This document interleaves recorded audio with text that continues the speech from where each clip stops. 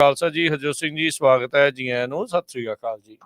ਸਤਿ ਸ਼੍ਰੀ ਅਕਾਲ, ਧੰਨਵਾਦ ਜੀ ਆਇਆਂ ਨੂੰ। ਪੰਜਾਬੀ ਰੇਡੀਓ USA ਦੇ ਜਿੰਨੇ ਵੀ ਸਰੋਤੇ ਸਾਡੇ ਸਾਰੇ ਹੀ AM ਸਟੇਸ਼ਨਸ, FM ਸਟੇਸ਼ਨਸ, ਘਰਾਂ ਦੇ ਵਿੱਚ ਰੇਡੀਓ ਸੈਟਸ ਦੇ ਰਾਹੀਂ, ਟੈਲੀਫੋਨ ਦੇ ਰਾਹੀਂ, ਫੇਸਬੁੱਕ, YouTube ਤੇ ਲਾਈਵ ਦੇਖ ਰਹੇ ਹੋ, ਸੁਣ ਰਹੇ ਹੋ, ਸਾਰਿਆਂ ਨੂੰ ਜੀ ਆਇਆਂ ਨੂੰ ਤੇ ਬਹੁਤ ਹੀ ਪਿਆਰ ਤੇ ਸਤਿਕਾਰ ਭਰੀ ਸਤਿ ਸ਼੍ਰੀ ਅਕਾਲ।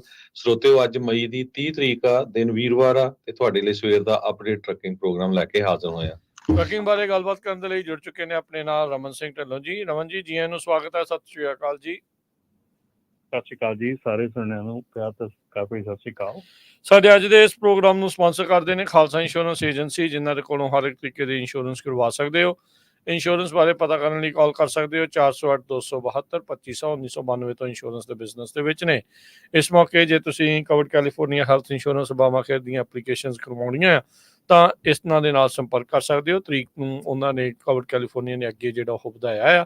ਇਸ ਦੇ ਨਾਲ ਵਿਜ਼ਟਰ ਇੰਸ਼ੋਰੈਂਸ, ਲਾਈਫ ਇੰਸ਼ੋਰੈਂਸ ਦੇ ਨਾਲ ਮੈਡੀਕੇਅਰ ਦੇ ਲਈ ਤੁਸੀਂ ਅਪਲਾਈ ਕਰ ਸਕਦੇ ਹੋ। ਉਸ ਦੇ ਲਈ ਜਾਣਕਾਰੀ ਹਾਸਿਲ ਕਰ ਸਕਦੇ ਹੋ। ਘਰਾਂ ਦੀ ਇੰਸ਼ੋਰੈਂਸ ਲੈਣ ਦੇ ਵਿੱਚ ਜੋ ਦਿੱਕਤ ਆ ਰਹੀ ਆ, ਕੋਰਟ ਲੈਣਾ ਹੋਵੇ ਜਾਂ ਘਰਾਂ ਦੀ ਇੰਸ਼ੋਰੈਂਸ ਕਰਵਾਉਣੀ ਆ, ਤਾਂ ਕਾਲ ਕਰੋ 408-272-2500। Tirkiana immigration law firm US immigration ਦਾ ਹੋਵੇ ਕਿਸੇ ਵੀ ਤਰੀਕੇ ਦਾ ਕੰਮ, call attorney J Tirkiana 415-909-0503। Gurpal Singh Springfield Virginia, Manjit Singh Kular, Avtar Singh Manzil Clovis, Satnam Singh Sunny Purewal, Amarjit Singh Dosanjh Yuba City, Lakhmir Singh Samra Texas, Gurmel Singh Laddar Bakersfield, Amarjit Singh Stockton, Sarabjit Singh Dhur New Jersey, Harnek Singh Pawla Renton Washington, HNM oil ontario, Harjit Singh Lathrop, Gurmel Singh Balbir ਬਾਸੀ ਐਲਗਰੋਵ, ਗੁਰਨੇਕ ਸਿੰਘ ਬਾਗੜੀ ਫਰੈਜ਼ਨੋ, ਧਰਮ Singh Raminder Basra Bakersfield, Shamsher Singh Dhillon New York, Grewal travel services Yuba city, ਜਿਨ੍ਹਾਂ ਦੇ ਕੋਲੋਂ ਤੁਸੀਂ tax, payroll, visa, OCI card, passport ਦੀਆਂ services ਲੈ ਸਕਦੇ ਹੋ। ਕਾਲ 5307517605। ਊੜਾ ਡੈਟ ਰਿਲੀਫ ਵਾਲੇ ਨਿਰਮਲ ਸਿੰਘ ਮਾਨ, ਇਕਨੋਮਿਕ ਹਾਰਡਸ਼ਿਪ ਹੈ, ਬੈਂਕਰਪਸੀ ਤੋਂ ਬਚਣਾ ਆ, ਡੈਟ ਨੂੰ ਕੰਸੋਲੀਡੇਟ ਕਰਨਾ ਹੈ, ਤਾਂ ਕਾਲ ਕਰੋ 8888889914। ਤੇ ਟਰੱਕਿੰਗ ਦੇ ਪ੍ਰੋਗਰਾਮ ਨੂੰ ਵਿਸ਼ੇਸ਼ ਤੌਰ ਤੇ ਸਪਾਂਸਰ ਕਰਦੇ ਨੇ road and rob Ishu truck trailer parts, brake part, suspension part, electrical, starter, cooling part, shock drums, ਇਹਨਾਂ ਤੋਂ ਲੈ ਸਕਦੇ ਹੋ। After market high quality parts ਅਤੇ OEM ਪਾਰਟਸ ਇਹਨਾਂ ਦੇ ਕੋਲ ਅਵੇਲੇਬਲ ਆ ਵਾਜਿਬ ਕੀਮਤਾਂ ਦੇ ਉੱਤੇ। ਦੋ ਲੋਕੇਸ਼ਨ ਨੇ। ਟਰਲਕ ਲਈ ਕਾਲ 2096687183, ਸਟਾਕਟਨ ਲਈ 2094102222। ਇਹਨਾਂ ਸਾਰਿਆਂ ਦਾ ਧੰਨਵਾਦ। ਜੇ ਤੁਸੀਂ ਵੀ ਇਸ ਪ੍ਰੋਗਰਾਮ ਨੂੰ ਸਪਾਂਸਰ ਕਰਨਾ ਚਾਹੁੰਦੇ ਹੋ, ਸੰਪਰਕ ਕਰ ਸਕਦੇ ਹੋ 408-722-7698। ਜੀ, ਅੱਜ ਦੀਆਂ ਖਬਰਾਂ ਸਪੈਸ਼ਲੀ ਸਾਡੀਆਂ ਟਰੱਕਿੰਗ ਨੂੰ ਲੈ ਕੇ ਹੁੰਦੀਆਂ। ਟਰੱਕਿੰਗ ਦੇ ਵਿੱਚ ਕੀ ਕੁਝ ਵਾਪਰਿਆ, ਟਰੱਕਿੰਗ ਦੀ ਇਕਨੋਮੀ ਨਾਲ ਰਿਲੇਟਡ। ਉਸ ਤੋਂ ਪਹਿਲਾਂ ਦੋ ਖਬਰਾਂ ਕੀ ਕੁਝ ਆਪਣੇ ਮੁਲਕ ਦੇ ਵਿੱਚ ਵਾਪਰਿਆ ਤੇ ਉਹ ਜੇ ਤੁਹਾਡੇ ਨਾਲ ਸਾਂਝੀਆਂ ਕਰਦੇ ਜਾਈਏ।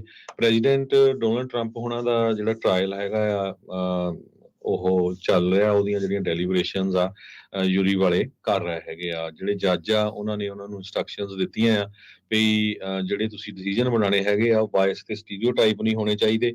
ਪਰਸਨਲ ਡਿਫਰੈਂਸਸ ਨੂੰ ਅਲੱਗ ਰੱਖੋ ਤੇ ਜਿਹੜੀ ਸਜ਼ਾ ਸੁਣਾਣੀ ਆ ਉਹ ਜੱਜ ਨਹੀਂ ਸੁਣਾਣੀ ਆ। ਬਾਅਦ ਦੇ ਵਿੱਚ ਜੇ ਯੂਰਰ ਜਿਹੜੇ ਆ ਕਿਸੇ ਡਿਸੀਜਨ ਤੇ ਆਉਂਦੇ ਤੇ ਸਾਰੇ ਯੂਰਰਸ ਨੂੰ ਜਿੰਨੀਆਂ ਵੀ ਜਿਹੜੀਆਂ ਉਹਨਾਂ ਦੇ ਮੁੱਦੇ ਹੈਗੇ ਉਹਨਾਂ ਦੇ ਉੱਤੇ ਜਨੈਨੀਮਸ ਡਿਸੀਜਨ ਦੇਣਾ ਪਊਗਾ।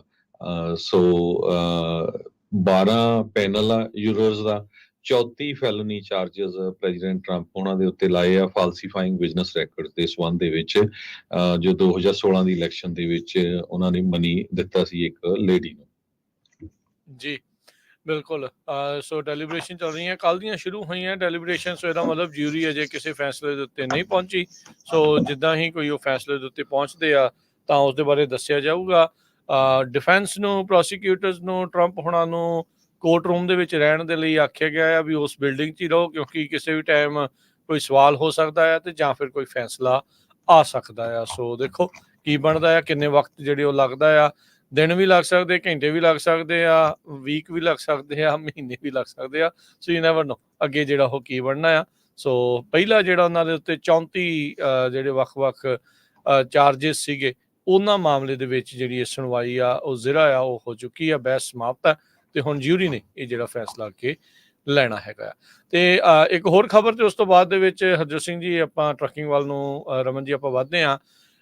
ਇੱਕ ਹੋਰ ਰੀਗਨ ਨੈਸ਼ਨਲ ਏਅਰਪੋਰਟ ਦੇ ਉੱਤੇ ਰਨਵੇ ਦੇ ਉੱਤੇ ਕੋਲੀਜਨ ਹੁੰਦਾ ਜਿਹੜਾ ਜਹਾਜ਼ਾਂ ਦਾ ਮਸੀਂ ਜਿਹੜਾ ਉਹ ਬਚਿਆ ਆ। ਇੱਦਾਂ ਦੇ ਇੰਸੀਡੈਂਟ ਪਿਛਲੇ ਮਹੀਨਿਆਂ ਦੇ ਵਿੱਚ ਕਾਫੀ ਜ਼ਿਆਦਾ ਜਿਹੜੇ ਉਹ ਹੋਏ ਆ। ਵਾਸ਼ਿੰਗਟਨ ਨੈਸ਼ਨਲ ਏਅਰਪੋਰਟ ਆਰਲਿੰਗਟਨ ਦੇ ਉੱਤੇ ਜਿਹੜੇ 2 ਏਅਰਪਲੇਨਸ ਆ ਉਹ ਆਪਸ ਦੇ ਵਿੱਚ ਕਹਿੰਦੇ ਟਕਰਾਉਣ ਵਾਲੇ ਸੀਗੇ। 에ਅਰ ਟ੍ਰੈਫਿਕ ਕੰਟਰੋਲਰਸ ਦੇ ਵਿੱਚ ਭੱਜ ਨੱਠ ਜਿਹੜੀ ਉਹ ਪੈ ਗਈ ਤਾਂ ਜੋ ਜਿਹੜਾ ਕ੍ਰੈਸ਼ ਆ ਇਸ ਨੂੰ ਬਚਾਇਆ ਜਾਵੇ। ਸੋ ਇਹ ਪਿਛਲੇ ਮਹੀਨੇ ਵੀ ਇੱਦਾਂ ਦੀ ਹੀ ਜਿਹੜੀ ਇੱਕ ਘਟਨਾ ਜਿਹੜੀ ਆ ਉਹ ਵਾਪਰਦੇ ਜਿਹੜੀ ਉਹ ਬਚੀ ਸੀ। ਅਮਰੀਕਨ 에ਅਰਲਾਈਨ ਦਾ ਇਹ ਪਲੇਨ ਸੀਗਾ ਜੋ ਕਿ ਬੋਸਟਨ ਨੂੰ ਜਾ ਰਿਹਾ ਸੀ। 100 ਮੀਲ ਫੀ ਘੰਟੇ ਦੀ ਰਫ਼ਤਾਰ ਦੇ ਉੱਤੇ ਇਹ ਪਹੁੰਚ ਗਿਆ ਸੀ ਜਦ 에ਅਰ ਟ੍ਰੈਫਿਕ ਕੰਟਰੋਲ ਨੇ ਇਸ ਨੂੰ ਰੋਕਣ ਲਈ ਜਿਹੜਾ ਉਹ ਆਖ ਦਿੱਤਾ ਤੇ ਇਹ ਜਿਹੜਾ ਆ ਕੈਂਸਲ ਜਿਹੜਾ ਹੋ ਗਿਆ ਸੀ। ਸੋ ਰਿਕਾਰਡਿੰਗ ਦੇ ਵਿੱਚ 에ਅਰ ਟ੍ਰੈਫਿਕ ਕੰਟਰੋਲ ਜਿਹੜੇ ਸੁਣਦੇ ਹੋਏ ਨਜ਼ਰ ਆ ਰਹੇ ਆ, ਸੁਣੇ ਜਾ ਸਕਦੇ ਆ ਵੀ ਪਾਇਲਟ ਨੂੰ ਕਹਿ ਰਹੇ ਵੀ ਅਬੋਰਟ ਕਰਦੇ ਟੇਕ ਆਫ ਤੇ ਮੇਨ ਰਨਵੇ ਤੋਂ ਜਿਹੜਾ ਆ ਉਹ ਤੋਂ ਪਰੇ ਹੋ ਜਾਊਗਾ ਕਿਉਂਕਿ ਇੱਕ ਛੋਟਾ ਪਲੇਨ ਉਸੇ ਦੌਰਾਨ ਹੀ ਲੈਂਡਿੰਗ ਕਰਨ ਦੇ ਲਈ ਜਿਹੜਾ ਉਹ ਆ ਰਿਹਾ ਸੀਗਾ। ਸੋ ਇਹ ਬਾਲ-ਬਾਲ ਕਹਿੰਦੇ ਵੀ ਇਹ ਬਚਾਅ ਹੋਇਆ ਆ। ਇਸ ਤੋਂ ਪਹਿਲਾਂ ਵੀ ਜਿਹੜੀਆਂ ਕਈ 에ਅਰਪੋਰਟਸ ਦੇ ਉੱਤੇ ਇੱਦਾਂ ਦੀਆਂ ਖਬਰਾਂ ਸੁਣਨ ਨੂੰ ਆਈਆਂ ਸੀ।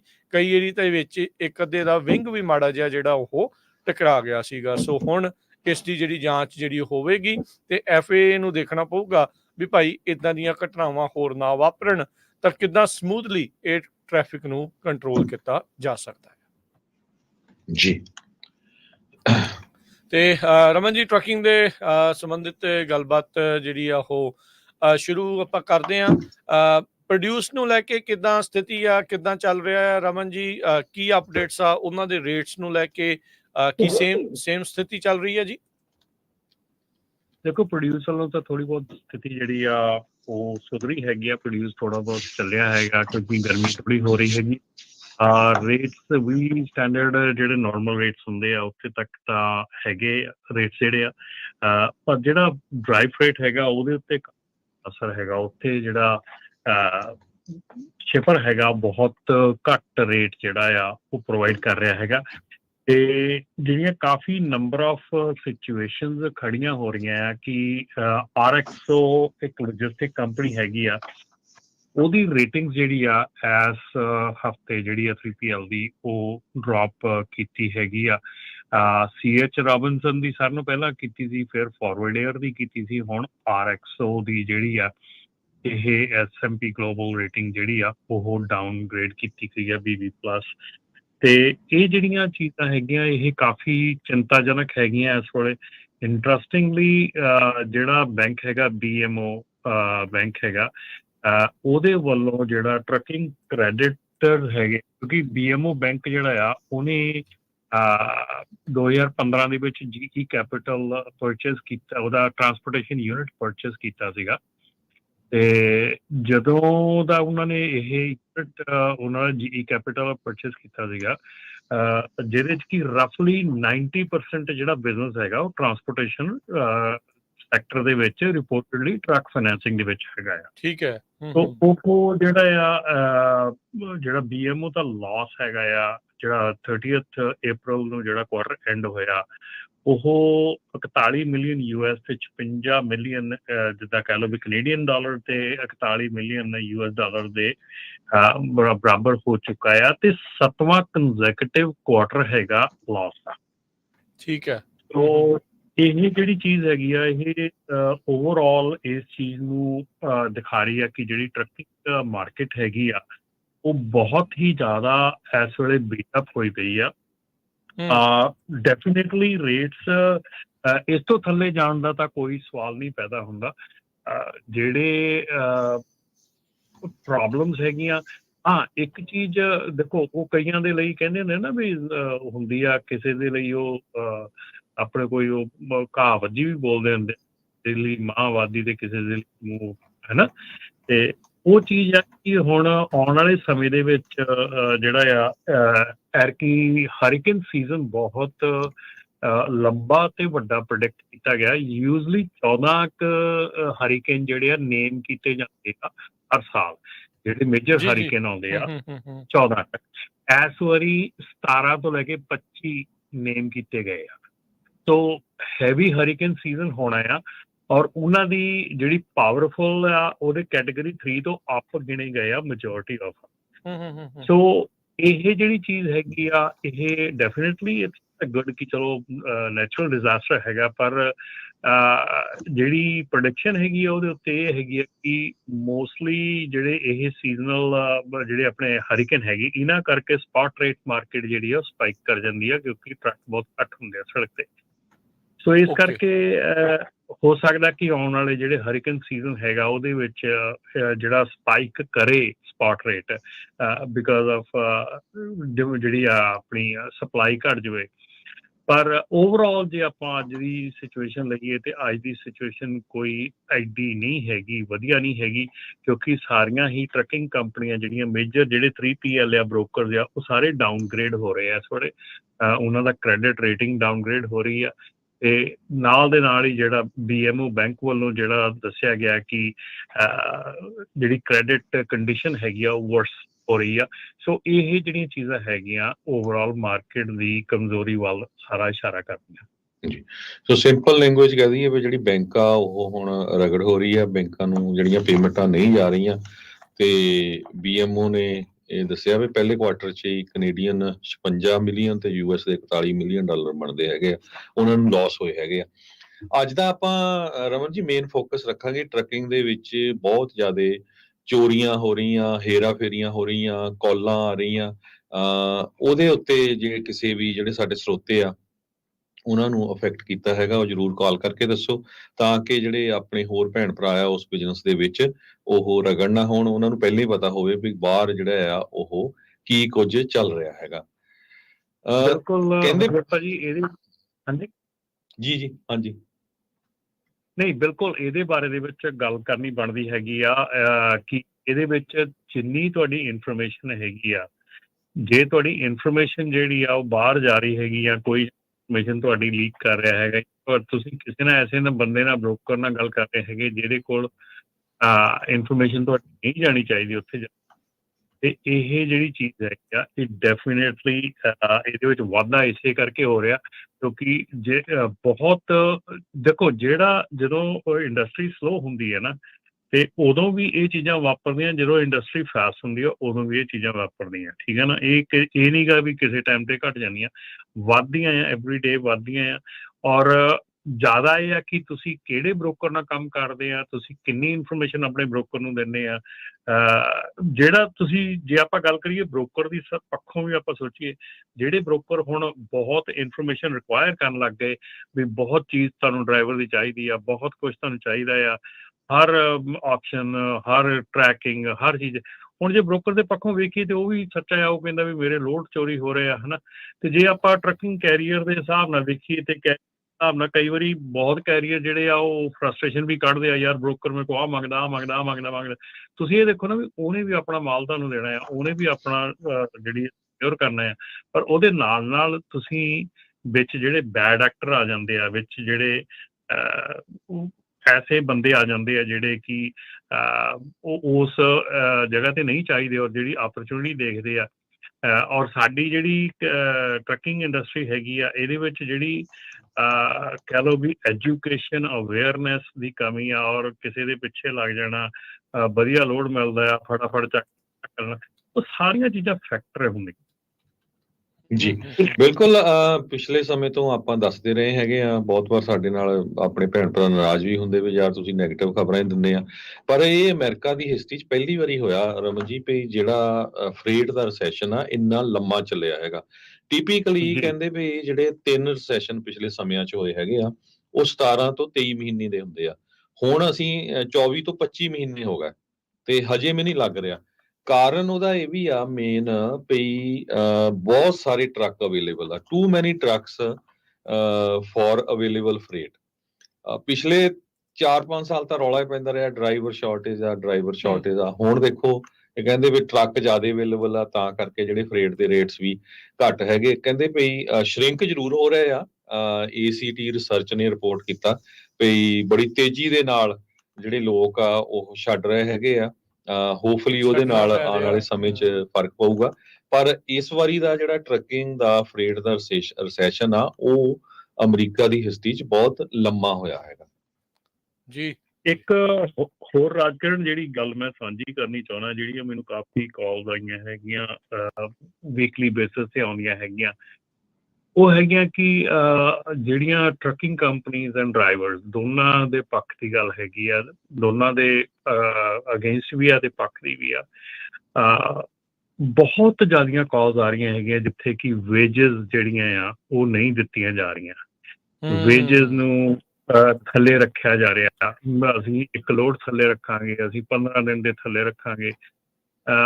ਪਲੀਜ਼ ਇਹ ਅਮਰੀਕਾ ਹੈਗਾ ਯਾਰ, ਨਾ ਕਰੋ ਇੱਦਾਂ, ਕਿਉਂਕਿ ਜਦੋਂ ਤੁਹਾਡਾ ਕੋਈ ਵੀ ਲੇਬਰ ਕੋਡ ਦੇ ਵਿੱਚ ਕੇਸ ਖੁੱਲਦਾ ਹੈਗਾ, ਤੁਹਾਨੂੰ ਹੁਣ ਇਸ ਵੇਲੇ ਤੁਸੀਂ ਹਿਸਾਬ ਲਾਓ ਲੇਬਰ ਕੋਡ ਜਿਹੜੀ ਆ 6 ਮਹੀਨੇ ਤੋਂ ਸਾਲ ਡਿਲੇ ਚੱਲ ਰਹੀ, ਇੰਨੇ ਜ਼ਿਆਦਾ ਕੇਸ ਜੇ ਤੁਹਾਡੇ ਖਿਲਾਫ ਕੇਸ ਹੋ ਜਾਂਦਾ ਆ, ਤੁਹਾਡੇ ਖਿਲਾਫ ਜਿਹੜਾ ਕੇਸ ਆ ਉਹ ਬਹੁਤ ਡੈਮੇਜਿੰਗ ਹੋ ਸਕਦਾ ਤੁਹਾਡੀ ਕੰਪਨੀ ਲਈ। ਪਲੀਜ਼ ਜਿਹੜੀਆਂ ਵੀ ਕੰਪਨੀਆਂ ਇੱਦਾਂ ਦਾ ਕੋਈ ਸਟੈਪ ਕਰ ਰਹੀਆਂ ਹੈਗੀਆਂ, ਹੋਲਡਿੰਗ ਕਰ ਰਹੀਆਂ ਹੈਗੀਆਂ ਜਾਂ ਵੇਜ ਨਹੀਂ ਦੇ ਰਹੀਆਂ ਹੈਗੀਆਂ, ਪਹਿਲਾਂ ਤਾਂ ਤੁਸੀਂ ਦੇ ਰਹੇ 1099, ਫਿਰ ਤੁਸੀਂ ਵੇਜ ਹੋਲਡਿੰਗ ਕਰਦੇ ਆ। ਸੋ ਇਹ ਦੋਨੋਂ ਪਾਸਿਓਂ ਹੀ ਤੁਹਾਨੂੰ ਨੁਕਸਾਨ ਕਰਨ ਵਾਲੀ ਗੱਲ ਹੈਗੀ ਆ। ਔਰ ਡਰਾਈਵਰ ਆਪਣੇ ਭਰਾ ਜਿਹੜੇ ਹੈਗੇ ਆ, ਕਮਿਊਨਿਟੀ ਜਿਹੜੀ ਹੈਗੀ ਆ, ਮੈਂ ਉਹਨਾਂ ਨੂੰ ਵੀ ਕਹੂੰਗਾ ਕਿ ਉਹ ਵੀ ਜਦੋਂ ਤੁਸੀਂ ਕਿਸੇ ਕੰਪਨੀ ਦਾ ਕੰਮ ਕਰਦੇ ਆ, ਇੱਕ ਕੰਪਨੀ ਦਾ ਹੱਕ ਬਣਦਾ ਆ ਔਰ ਇੱਕ ਫਰਜ਼ ਬਣਦਾ ਆ ਕਿ ਤੁਹਾਡਾ ਬੈਕਗਰਾਊਂਡ ਚੈੱਕ ਕਰਨ, ਤੁਹਾਡਾ ਸਾਰਾ ਕੁਝ ਚੈੱਕ ਕਰਨ। ਤੁਹਾਡਾ ਵੀ ਫਰਜ਼ ਬਣਦਾ ਹੈ ਤੁਸੀਂ ਕੰਪਨੀ ਦੀ ਬੈਕਗਰਾਊਂਡ ਚੈੱਕ ਕਰੋ, ਕੰਪਨੀ ਕਿੰਨੇ ਕੁ ਚਿਰ ਦੀ ਆ, ਕੀ ਸਟੇਬਲ ਆ, ਕੀ ਨਹੀਂ।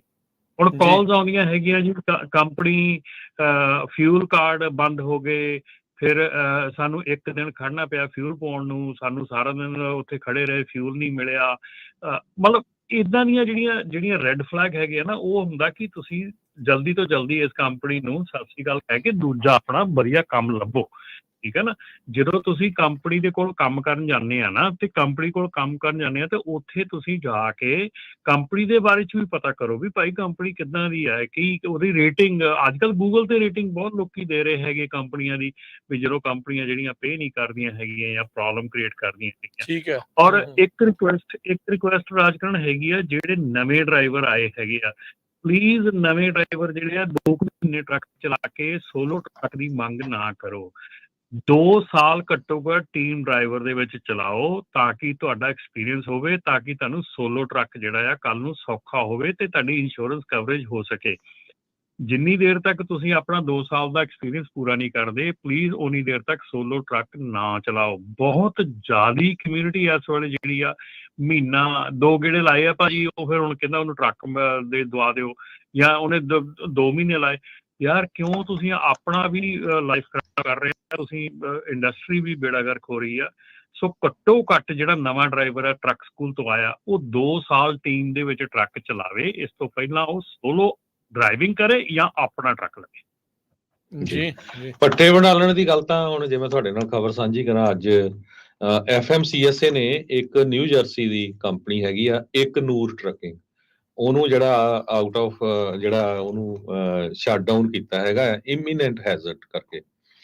ਉਹਦਾ ਇੱਕ ਡਰਾਈਵਰ ਉਹਨਾਂ ਨੇ ਫੜਿਆ ਭਈ, ਉਹਦੇ ਮੈਂ ਚਾਰਜਸ ਤੁਹਾਨੂੰ ਦੱਸਦਾ ਵੀ ਕਿੰਨੇ ਆ, ਹਨਾ। ਫੈਡਰਲ ਸੇਫਟੀ ਜਿਹੜੇ ਰੈਗੂਲੇਟਰਸ ਆ, ਉਹਨਾਂ ਨੇ ਕਿਹਾ ਵੀ ਕੰਟਰੋਲ ਸਬਸਟੈਂਸ ਤੇ ਅਲਕੋਹਲ ਯੂਜ਼ ਐਂਡ ਟੈਸਟਿੰਗ, ਉਹਦੇ 'ਚ ਉਹਨੇ ਵਾਇਲੇਟ ਕੀਤਾ। ਕਮਰਸ਼ੀਅਲ ਡਰਾਈਵਿੰਗ ਲਾਇਸੈਂਸ ਸਟੈਂਡਰਡਸ ਦੇ ਵਿੱਚ, driving of commercial vehicles, hours of service driver ਦੇ ਵਿੱਚ। FMCSA ਦੇ ਮੁਤਾਬਕ ਮਾਰਚ 28 2024 ਨੂੰ ਇੱਕ ਉਹਨਾਂ ਦਾ ਜਿਹੜਾ ਡਰਾਈਵਰ ਸੀ, ਉਹਦਾ ਨਾਮ ਉਹਨੇ ਸਿੰਘੇ ਲਿਖਿਆ, ਕਹਿੰਦੇ ਵੀ ਹਾਈਵੇ 10 ਦੇ ਉੱਤੇ ਵਾਸ਼ਿੰਗਟਨ ਕਾਉਂਟੀ ਜੋ ਹਿਲਸਬਰੋ ਓਰੇਗਨ 'ਚ ਜਾ ਰਿਹਾ ਸੀ, ਉੱਥੇ ਇੱਕ ਪੈਸੰਜਰ ਨੂੰ ਉਹਨੇ ਹਿੱਟ ਕੀਤਾ ਤੇ ਉੱਥੋਂ ਭੱਜ ਗਿਆ। ਬਾਅਦ 'ਚ ਪੁਲਿਸ ਵਾਲਿਆਂ ਨੇ ਉਹਨੂੰ ਫੜਿਆ ਤੇ ਦੇਖਿਆ ਵੀ ਉਹਦੇ ਕੈਬ ਦੇ ਵਿੱਚ ਵੋਦਕਾ ਦੀ ਇੱਕ ਬੋਤਲ ਸੀਗੀ, ਤੇ ਉਹਨੂੰ ਆਊਟ ਆਫ ਸਰਵਿਸ ਤੇ ਪਾ ਕੇ ਉਹਨਾਂ ਨੇ ਚਾਰਜ ਕੀਤਾ 1 count of driving under the influence of alcohol. Same day ਫੇਰ ਉਹ ਉੱਥੋਂ ਚੱਲ ਪਿਆ, ਤੇ ਉੱਥੋਂ ਚੱਲ ਕੇ ਉਹਨ ਅੱਗੇ ਜਾ ਕੇ ਫੇਰ ਜਦੋਂ ਉਹਨਾਂ ਨੂੰ ਫੜਿਆ ਤੇ ਉਹਨੇ ਦੇਖਿਆ ਵੀ ਉਹ ਵਿਜ਼ੀਬਲੀ ਇੰਪੇਅਰਡ ਸੀਗਾ, ਤੇ ਉਹਦਾ ਜਿਹੜਾ ਬਲੱਡ ਦਾ ਅਲਕੋਹਲ ਲੈਵਲ ਸੀ 0.07% ਸੀ, ਵੈਲ ਓਵਰ 0.04%। ਤੇ ਇਹ ਤੋਂ ਪਹਿਲਾਂ ਵੀ ਕਹਿੰਦੇ ਵੀ ਇਹ ਤਾਂ ਸੇਮ ਡੇ ਹੋ ਗਿਆ, ਤੁਸੀਂ ਦੇਖ ਲਓ, ਇਹ ਤੋਂ ਪਹਿਲਾਂ ਵੀ ਅਗਸਤ 31 2023 ਚ ਇਹ ਸੇਮ ਡਰਾਈਵਰ ਜਿਹੜਾ ਮਿਸਟਰ ਸਿੰਘ, ਉਹਨੇ ਲਿਖਿਆ ਤੇ ਉਹਨੂੰ ਪਾਈਨਲ ਐਰੀਜ਼ੋਨਾ ਦੇ ਵਿੱਚ ਡਰਾਈਵਿੰਗ ਅਰੈਟਿਕਲੀ ਜਿਹੜਾ ਅਰੈਸਟ ਕੀਤਾ ਗਿਆ ਸੀ। ਜਦ ਉਹਦਾ ਬ੍ਰੈਥ ਦਾ ਟੈਸਟ ਲਿਆ ਸੀ, ਉਹ ਵੀ 0.111% ਸੀਗਾ। ਇੱਕ ਕਾਊਂਟ ਤੇ ਉਹਦ ਵੀ ਉਹਨਾਂ ਨੇ ਚਾਰਜ ਕੀਤਾ ਸੀ under the influence of alcohol. So ਦੇਖੋ ਪਹਿਲੀ ਅੱਛਾ। ਵਾਰੀ ਚਾਰਜ ਹੋਇਆ, ਦੂਜੀ ਵਾਰੀ ਤਾਂ ਟਰੱਕ ਚਲਾ ਹੀ ਨਹੀਂ ਸਕਦਾ ਸੀ, ਪਰ ਉਹ ਦੂਜੀ ਵਾਰੀ ਵੀ ਦੇਖੋ 3 ਵਾਰੀ। ਸੋ ਏਦਾਂ ਦੀ ਜਿਹੜੀ ਸਿਚੁਏਸ਼ਨ ਆ, ਹੁਣ ਕਿੰਨੇ ਕੁ ਜਾਣੇ ਜਿਹੜੇ ਫੜੇ ਜਾਂਦੇ ਆ ਉਹ ਸਾਡੇ ਆਪਾਂ ਅੰਦਾਜ਼ਾ ਲਾ ਹੀ ਸਕਦੇ ਹੈਗੇ ਆ। ਮੈਮੋਰੀਅਲ ਦੇ ਵੀਕਐਂਡ ਤੇ ਅਸੀਂ ਤੁਹਾਨੂੰ ਦੱਸਿਆ ਸੀ ਵੀ 32,000 ਟਿਕਟਾਂ ਇਸ਼ੂ ਕੀਤੀਆਂ ਸੀ CHP ਨੇ ਵੀਕਐਂਡ ਦੇ ਦੌਰਾਨ। ਹੁਣ ਜਦੋਂ ਓਪਨਲੀ ਕਹਿੰਦੇ FMCSA ਕਹਿੰਦੇ ਵੀ ਓਪਨਲੀ ਵੋਦਕਾ ਦੀਆਂ ਜਿਹੜੀਆਂ ਬੋਟਲ ਸੀਗੀਆਂ ਉਹ ਕੈਬ ਦੇ ਵਿੱਚ ਰੱਖੀਆਂ ਹੋਈਆਂ ਸੀ। ਬਿਲਕੁਲ, ਇਹ ਜਿਹੜੀ ਚੀਜ਼ ਆਪਾਂ ਇਹ ਸਭ ਤੋਂ ਵੱਡੀ ਪ੍ਰੋਬਲਮ ਹੈ ਹਰਜੋਤ ਭਾਜੀ। ਜਦੋਂ ਆਪਾਂ ਡਰਾਈਵਰ ਹਾਇਰ ਕਰਦੇ ਹਾਂ, ਡਰਾਈਵਰ ਦੀ ਫਾਈਲ ਬਣਾਉਂਦੇ ਆ, ਉੱਥੇ ਅਸੀਂ ਬੈਕਗਰਾਊਂਡ ਚੈੱਕ ਨਹੀਂ ਕਰਦੇ। ਤੁਸੀਂ ਹੈਰਾਨ ਹੋਵੋਗੇ ਕਿ ਸਾਡੇ ਨਵੀਂ ਜਿਹੜੀ ਕਮਿਊਨਿਟੀ ਆਈ ਹੈਗੀ ਹੈ ਟਰੱਕਿੰਗ ਦੇ ਵਿੱਚ, ਉਹਨਾਂ ਨੂੰ drug and alcohol clearing house ਬਾਰੇ ਜਰਾ ਵੀ ਪਤਾ ਨਹੀਂ ਹੈਗਾ। ਮਤਲਬ ਸੀਰੀਅਸਲੀ ਲਿਟਰਲੀ ਬਿਲਕੁਲ ਨਹੀਂ ਪਤਾ ਹੈਗਾ। ਔਰ ਜਿਹੜਾ ਤੁਸੀਂ ਪ੍ਰੋਹਿਬਿਟਡ ਡਰਾਈਵਰ ਹਾਇਰ ਕਰ ਲੈਂਦੇ ਆ ਵੀ ਇੱਕ ਡਰੱਗ ਟੈਸਟ ਕਰਾਇਆ, ਉਹਦਾ ਡਰੱਗ ਟੈਸਟ ਨੈਗੇਟਿਵ ਆ ਗਿਆ, ਦੈਟ ਹੈਜ਼ ਨਥਿੰਗ। ਉਹ ਕੋਈ ਪ੍ਰੂਫ ਨਹੀਂ ਹੈਗਾ ਇਸ ਚੀਜ਼ ਦਾ ਕਿ ਉਹ ਪਹਿਲਾਂ ਪੋਜ਼ਿਟਿਵ ਨਹੀਂ ਆਇਆ ਹੈਗਾ। ਸੋ ਤੁਸੀਂ drug and alcohol the clearing house the query ਨਹੀਂ ਪੁੱਲ ਕੀਤੀ, ਡਰਾਈਵਰ ਦਾ ਡਰੱਗ ਟੈਸਟ ਕਰਾਇਆ ਪ੍ਰੀ ਇੰਪਲੋਇਮੈਂਟ, ਉਹ ਨੈਗੇਟਿਵ ਆ ਗਿਆ, ਉਹਨੂੰ ਡਰੱਗ ਚਾਬੀਆਂ ਫੜਾਤੀਆਂ, ਉਹ ਚਲਾ ਗਿਆ। ਉਹ ਜਦੋਂ ਰਸਤੇ 'ਚ ਪੁੱਲ ਹੋਇਆ ਤੇ ਉੱਥੇ ਪੁੱਲ ਹੋਇਆ ਤਾਂ ਉਹ ਕਹਿੰਦੇ ਜੀ ਇਹ ਤਾਂ ਪ੍ਰੋਹਿਬਿਟਡ ਡਰਾਈਵਰ ਚਲਾ ਹੀ ਨਹੀਂ ਸਕਦਾ। ਉਹ ਕਹਿੰਦੇ ਜੀ ਅਸੀਂ ਤਾਂ ਡਰੱਗ ਟੈਸਟ ਕਰਾਇਆ ਨੈਗੇਟਿਵ। ਉਹ ਕਹਿੰਦੇ ਉਹ ਦੀ ਗੱਲ ਛੱਡੋ, ਤੁਸੀਂ ਇਹਦਾ ਬੈਕਗਰਾਊਂਡ ਚੈੱਕ ਕੀਤਾ ਡਰੱਗ ਨਾਲ ਕਲੀਅਰਿੰਗ ਹਾਊਸ 'ਚ, ਇਹ ਪ੍ਰੋਹਿਬਿਟਡ ਆ। ਪਿਛਲੀ ਜੌਬ ਤੇ ਡਰੱਗ ਟੈਸਟ ਮਨਾ ਕਰਕੇ ਆਇਆ ਆ, ਇਹਨੇ ਕਰਵਾਇਆ ਨਹੀਂ, ਰਿਫਿਊਜ਼ਲ ਕੀਤਾ ਆ, ਸੋ ਉਹ ਪੋਜ਼ਿਟਿਵ ਮੰਨਿਆ ਜਾਣਾ ਆ। ਸੋ ਉਹ ਕਲੀਅਰ ਨਹੀਂ ਹੋਇਆ ਇਹਦਾ, ਸੋ ਇਹਨੂੰ ਤੁਸੀਂ ਇਹ ਪ੍ਰੋਹਿਬਿਟਡ ਡਰਾਈਵਰ ਆ, ਠੀਕ ਹੈ ਨਾ। ਸੋ ਉਹਦਾ $12,500 ਜੁਰਮਾਨਾ ਆ ਸਟਾਰਟਿੰਗ, ਠੀਕ ਹੈ ਨਾ, ਠੀਕ ਹੈ ਜੇ ਤੁਸੀਂ ਇਦਾਂ ਡਰਾਈਵਰ ਹਾਇਰ ਕਰਕੇ ਭੇਜਦੇ ਆ। ਤੇ ਦੂਸਰੀ ਚੀਜ਼ ਆ, ਤਦੇ ਤਾਂ ਹੁਣ ਜਿਹੜਾ ਆ ਇਸੇ ਚੀਜ਼ ਨੂੰ ਕਾਬੂ ਕਰਨ ਲਈ ਹੁਣ DMV ਤੇ ਜਿਹੜੀ ਕਲੀਅਰਿੰਗ ਹਾਊਸ ਆ ਇਹ ਅਟੈਚ ਹੋ ਗਏ ਆ। ਹੁਣ ਸਤੰਬਰ ਤੋਂ ਤੁਹਾਡਾ ਲਾਇਸੈਂਸ ਆਟੋਮੈਟਿਕਲੀ ਕਲਾਸ C ਹੋ ਜਾਣਾ ਆ ਜਦੋਂ 60 ਡੇਜ਼ 'ਚ ਤੁਸੀਂ ਜੇ ਸੈਪ ਜੁਆਇਨ ਨਾ ਕਰੋ। ਜੀ ਜੀ, ਸੋ ਇਹ ਬਹੁਤ ਮਾੜੀ ਗੱਲ ਆ। ਤੁਸੀਂ ਦੇਖੋ ਇਹ ਆਪ ਤਾਂ ਤੁਸੀਂ ਮਰਨਾ ਹੀ ਮਰਨਾ ਆ, ਹੋਰ ਕਿੰਨਿਆਂ ਨੂੰ ਮਾਰਨਾ ਆ। ਕਈ ਮਾਰ ਚੁੱਕੇ ਏਦਾਂ, ਸਹੀ ਗੱਲ ਆ। ਸੋ CD ਲਾਈਫ ਦੀ ਨਿਊਜ਼ ਅੱਜ ਕੱਢ ਕੇ ਦੇਖ ਲਿਓ। ਮੈਂ ਤਾਂ ਹੈਰਾਨ ਆ, ਮੈਂ ਪਹਿਲਾਂ ਮੇਰੇ ਤੇ ਐਡ ਨਹੀਂ ਹੋਇਆ, ਇੱਕ ਵੋਦਕਾ ਦੀ ਬੋਤਲ ਨਹੀਂ, ਰਮਨ ਜੀ ਕਹਿੰਦੇ 4 ਬੋਤਲਾਂ ਖੁੱਲੀਆਂ ਰੱਖੀਆਂ ਸੀਆਂ। ਸੋ ਉਹਦੇ ਤੇ ਜਿਹੜੇ ਚਾਰਜ ਕੀਤੇ 4 open vodka bottles, prohibited controlled substances, driving while intoxicated, prohibition of a open unsealed alcoholic beverages, container in motor vehicle, reckless driving, unsafe lane change ਤੇ falling too close। ਇਹਦਾ ਬੰਬ ਲੈ ਕੇ ਹੀ ਜਾ ਰਿਹਾ ਸੀ ਬੰਦਾ। ਹੁਣ ਤੁਸੀਂ ਦੱਸੋ ਵੀ ਬਾਕੀ ਜਿਹੜੇ ਰੋਡ ਤੇ ਜਾਂਦੇ ਆ ਜੇ ਆਪਣੇ ਵਰਗੇ ਕਾਰਾਂ 'ਚ, ਉਹਨਾਂ ਦਾ ਕੀ ਪੋਜੀਸ਼ਨ ਹੋਊਗੀ? ਭਾਜੀ ਮੈਂ ਕਹਿੰਦਾ ਉਸ ਤੋਂ ਪਹਿਲਾਂ ਤਾਂ ਉਸ ਕੰਪਨੀ ਨੂੰ ਫੜੋ ਨਾ ਜਿਹੜੀ ਕੰਪਨੀ ਨੂੰ ਹਾਇਰ ਕਰਕੇ ਟਰੱਕ ਦਿੱਤਾ ਆ। ਗਲਤੀ ਤਾਂ ਉਹਦੀ ਆ, ਡਰਾਈਵਰ ਉਹ ਤਾਂ ਉਹਦਾ ਹੈਗਾ ਜੋ ਹੈਗਾ, ਉਹਦੀ ਤਾਂ ਜੋ ਹੈਗੀ ਆ, ਠੀਕ ਹੈ ਨਾ। ਤੀਜੀ ਵਾਰੀ ਹਾਇਰ ਹੋਇਆ ਉਹ, ਤੇ ਉਹਨੂੰ ਕੰਪਨੀਆਂ ਜਿਨ੍ਹਾਂ ਨੇ ਹਾਇਰ ਕੀਤਾ ਉਹਨਾਂ ਨੇ ਕੀ ਕੀਤਾ ਆ, ਉਹ ਸਾਰਿਆਂ ਨੂੰ ਵੱਡਾ ਰੀਜ਼ਨ ਹੀ ਉਹ ਪ੍ਰੋਬਲਮ ਹੀ ਉਹ ਹਾਂ ਹਾਇਰਿੰਗ ਪ੍ਰੋਸੈਸ ਦੇ ਵਿੱਚ ਜਿਹੜਾ ਆਪਾਂ ਕਦ ਤੋਂ ਗੱਲ ਕਰ ਰਹੇ ਆ, ਉਹ ਚੀਜ਼ ਦਾ ਇਹ ਮਤਲਬ ਪ੍ਰਾਈਮ ਐਗਜ਼ਾਮਪਲ ਆਪਣੇ ਸਾਹਮਣੇ ਆ। ਭਾਜੀ ਜਿੰਨੀ ਹਾਇਰਿੰਗ ਪ੍ਰੋਸੈਸ ਦੇ ਵਿੱਚ ਅਣਗਹਿਲੀਆਂ ਸਾਡੀਆਂ ਕੰਪਨੀਆਂ ਕਰ ਰਹੀਆਂ, ਜੇ ਤੁਸੀਂ ਉਹਨਾਂ ਨੂੰ ਕਰਨਾ ਸ਼ੁਰੂ ਕਰੋ ਨਾ, ਕੰਪਲਾਇੰਸ ਦੀ ਗੱਲ ਕਰਨੀ ਸ਼ੁਰੂ ਕਰੋ, ਤਾਂ ਆਪਣੇ ਐਵਰੈਸਟ ਮਾਊਂਟੇਨ ਤੋਂ ਵੱਡਾ ਮਾਊਂਟੇਨ ਬਣ ਜਾਊਗਾ ਜਿੰਨੀਆਂ ਗਲਤੀਆਂ ਅਸੀਂ ਕਰ ਰਹੇ ਹਾਂ ਹਾਇਰਿੰਗ ਦੇ ਵਿੱਚ। ਜੀ ਬਿਲਕੁਲ। ਕੁਝ ਕਾਲਰ ਵੀ ਜੁੜੇ, ਆਪਾਂ ਉਹਨਾਂ ਦੇ ਵੀ ਵਿਚਾਰ ਲੈਣੇ ਆ। ਸਰੋਤਿਓ ਤੁਸੀਂ ਵੀ ਕਾਲ ਕਰ ਸਕਦੇ ਹੋ, ਨੰਬਰ ਹੈ 408-272-5200, 4082725200 ਦੇ ਉੱਤੇ ਜਿਹੜਾ ਉਹ ਤੁਸੀਂ ਕਾਲ ਜਿਹੜੀ ਉਹ ਕਰ ਸਕਦੇ ਆ। ਤੇ ਆਪਣੇ ਨਾਲ ਕੁਝ ਕਾਲਰ ਜੁੜੇ ਨੇ। ਜਿਮੀ, ਹਾਂਜੀ ਸਤਿ ਸ਼੍ਰੀ ਅਕਾਲ ਜਿਮੀ। ਹਾਂਜੀ ਸਤਿ ਸ਼੍ਰੀ ਅਕਾਲ ਭਾਜੀ। ਮੈਂ ਤਾਂ ਬੜਾ ਹੀ ਡਰਦਾ ਹੈ ਕਿ ਮੇਰੇ ਡੈਡੀ ਕਹਿੰਦੇ ਨੇ ਸ਼ਰਾਬ ਲੈ ਕੇ ਆਈ, ਮੈਂ ਆਪਾਂ ਤਾਂ ਸਿੱਧੇ ਆਪਾਂ ਤਾਂ ਆਪਣੇ ਡੈਡੀ ਨੂੰ ਵੀ ਮਨਾ ਕਰ ਦਿੱਤਾ, ਆਪਾਂ ਤਾਂ ਚਲ ਪੀਂਦੇ ਨਹੀਂ ਹੈਗੇ। ਅੱਛਾ ਚਲੋ, ਦੂਜੀ ਗੱਲ ਮੇਨ ਜਿਹੜੀ ਮੁੱਦੇ ਦੀ ਕਰਦਾ ਕਿ BMO ਦੀ ਜਿਹੜੀ ਤੁਸੀਂ ਰਿਪੋਰਟ ਕੀਤੀ ਆ ਨਾ, ਉਹਦੇ ਬਾਰੇ ਮੈਂ ਆਪਣੇ ਵਿਚਾਰ ਦੱਸਣਾ ਚਾਹੁੰਦਾ ਸੀਗਾ ਕਿ ਹਾਲਾਤ ਇੰਨੇ ਬੁਰੇ ਹੈਗੇ ਆ। ਹੁਣ ਕੈਨੇਡਾ ਦੀ, ਮੈਂ ਕੈਨੇਡਾ ਤੋਂ ਹੀ ਬੋਲਦਾ, ਕੈਨੇਡਾ ਦੀ ਗੌਰਮੈਂਟ ਨੇ ਪਿਛਲੇ ਸਾਲ 2023 ਦੇ ਵਿੱਚ ਬਿਲੀਵ ਨਹੀਂ ਕਰੋਗੇ, ਅਸੀਂ ਸਾਰਾ ਸਾਲ ਵਿਹਲੇ ਬੈਠੇ ਰਹੇ। ਮੈਂ ਇਹਨਾਂ ਕੰਪਨੀਆਂ ਦੇ ਵਿੱਚੋਂ ਹੀ ਜੋਬ ਵੀ ਅਪਲਾਈ ਕੀਤੀ ਸੀਗੀ।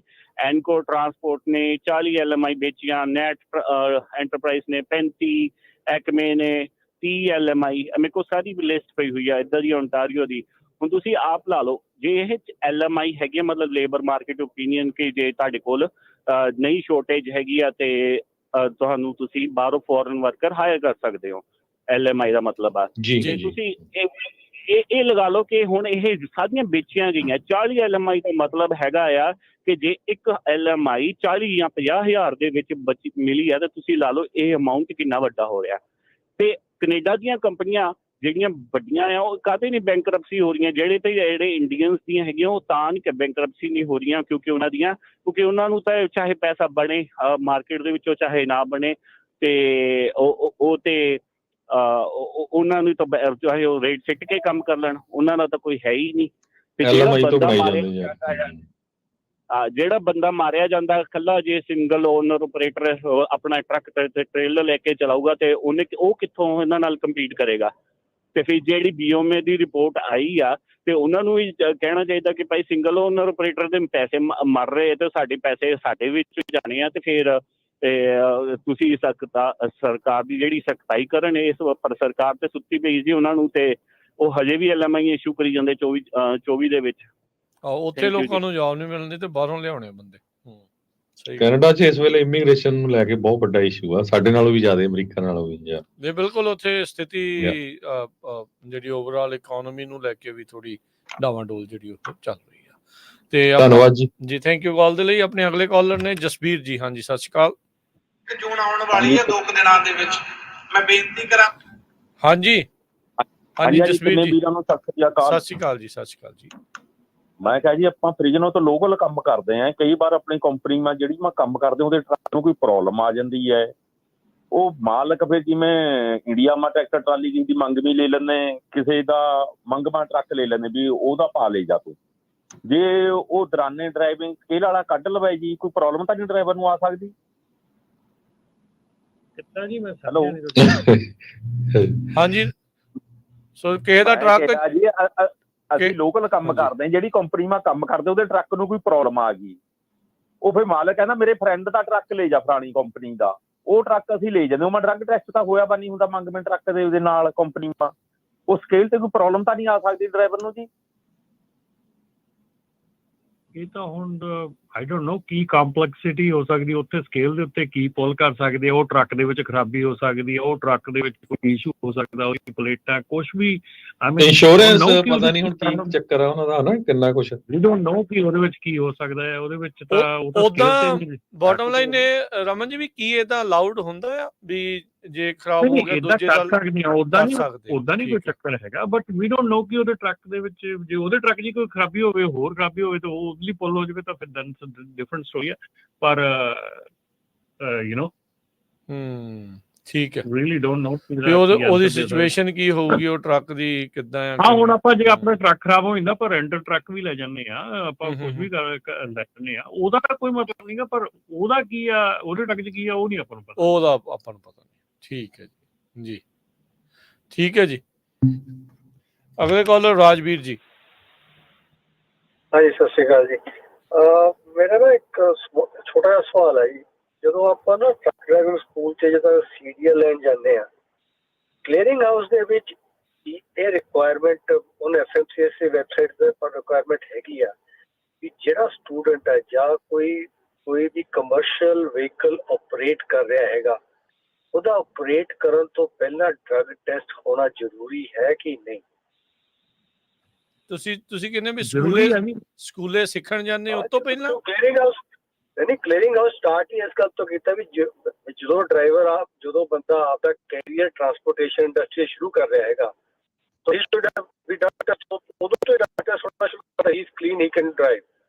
ਜਦੋਂ ਅਸੀਂ ਸਕੂਲ 'ਚ ਜਾਂਦੇ ਹਾਂ ਜੀ, ਹਾਂ ਜੀ ਕਿੰਨੇ ਦਾ ਲਾਇਸੈਂਸ, ਇੰਨੇ ਦਾ ਲਾਇਸੈਂਸ ਲੈ ਕੇ ਲਾਇਸੈਂਸ ਭਰੇ ਜਾਂਦੇ ਆ, but he may not qualify for the whole thing. ਜਿਹੜਾ ਭਾਜੀ ਸਕੂਲ ਜਾਂ ਟਰੱਕ ਸਕੂਲ 'ਚ ਜਦੋਂ ਤੁਸੀਂ ਜਾਂਦੇ ਆ ਤੇ ਤੁਹਾਨੂੰ ਟਰੱਕ ਸਕੂਲ ਜੁਆਇਨ ਕਰਨ ਤੋਂ ਪਹਿਲਾਂ ਡਰੱਗ ਟੈਸਟ ਕਰਾਉਣਾ ਪੈਂਦਾ ਆ, that's required by law and everybody does it. ਅਸੀਂ ਡਰਾਈਵਰ ਨੂੰ ਹਮੇਸ਼ਾ ਰਿਕਮੈਂਡ ਕਰਦੇ ਹਾਂ, ਜਿਹੜਾ ਪੋਟੈਂਸ਼ੀਅਲ ਡਰਾਈਵਰ ਹੈਗਾ, ਕਿ ਤੁਸੀਂ drug and alcohol clearing house 'ਚ ਵੀ ਆਪਣਾ ਅਕਾਊਂਟ ਰਾਈਟ ਵੇ ਉਦੋਂ ਹੀ ਬਣਾ ਲਓ, ਕਿਉਂਕਿ after getting a license you will not, ਤੁਹਾਨੂੰ ਜੋਬ ਨਹੀਂ ਮਿਲਣੀ ਜਿੰਨੀ ਦੇਰ ਤੱਕ ਤੁਹਾਡਾ drug and alcohol clearing house ਦੇ ਵਿੱਚ ਅਕਾਊਂਟ ਨਹੀਂ ਹੈਗਾ। ਸੋ ਯੈਸ, ਇਹ ਜਿਹੜਾ ਡਰੱਗ ਟੈਸਟ ਹੈਗਾ ਇਹ ਰਿਕੁਆਇਰਡ ਹੈਗਾ ਟਰੱਕ ਸਕੂਲ ਜੁਆਇਨ ਕਰਨ ਤੋਂ ਪਹਿਲਾਂ। ਔਰ ਹੈਰਾਨੀ ਹੋਊਗੀ ਤੁਹਾਨੂੰ ਇਹ ਸੁਣ ਕੇ ਕਿ ਕਈ ਵਾਰੀ ਸਾਨੂੰ ਕਾਲ ਆ ਜਾਂਦੀਆਂ ਕਿ ਅਸੀਂ ਟਰੱਕ ਸਕੂਲ ਜੁਆਇਨ ਕਰਨਾ, ਡਰੱਗ ਟੈਸਟ ਕਰਨਾ ਆ, ਫਿਰ ਸਾਨੂੰ ਕਹਿੰਦੇ ਆ ਵੀ ਸਾਨੂੰ ਕਿਸੇ ਪੰਜਾਬੀ ਕਲੈਕਸ਼ਨ ਵਾਲੇ ਕੋ ਭੇਜੋ ਸੀ, ਕਿਉਂ? ਉਹ ਫਿਰ ਇਦਾਂ ਨਾ ਵੀ ਕੁਝ ਖਾਧਾ ਪੀਤਾ ਤਾਂ ਕਰਕੇ ਉਹ ਫਿਰ ਪਾਸ ਪੂਸ ਕਰਾ ਦੇਣਗੇ। ਮੈਂ ਕੋਈ ਨਹੀਂ, ਸੌਰੀ, ਇਹ ਮਤਲਬ ਇਹ ਤੁਸੀਂ 21 ਸਾਲ ਦੇ ਬੰਦੇ ਸਾਡੇ ਕੋਲ ਆ ਰਹੇ ਆ ਜਿਹੜੇ ਇਹ ਚ ਰਿਕੁਐਸਟ ਕਰਦੇ ਆ ਵੀ ਸਾਨੂੰ ਪੰਜਾਬੀ ਕਿਸੇ ਕੋ ਭੇਜੋ। ਜੀ तो ਇਹਦੇ ਲਈ ਡਰਗ ਟੈਸਟ ਹੋਣਾ ਜ਼ਰੂਰੀ ਹੈ। ਠੀਕ ਜੀ ਹਾਂਜੀ, okay. ਰਿਕੁਆਇਰਡ ਹੈ ਜੀ, ਰਿਕੁਆਇਰਡ ਹੈ।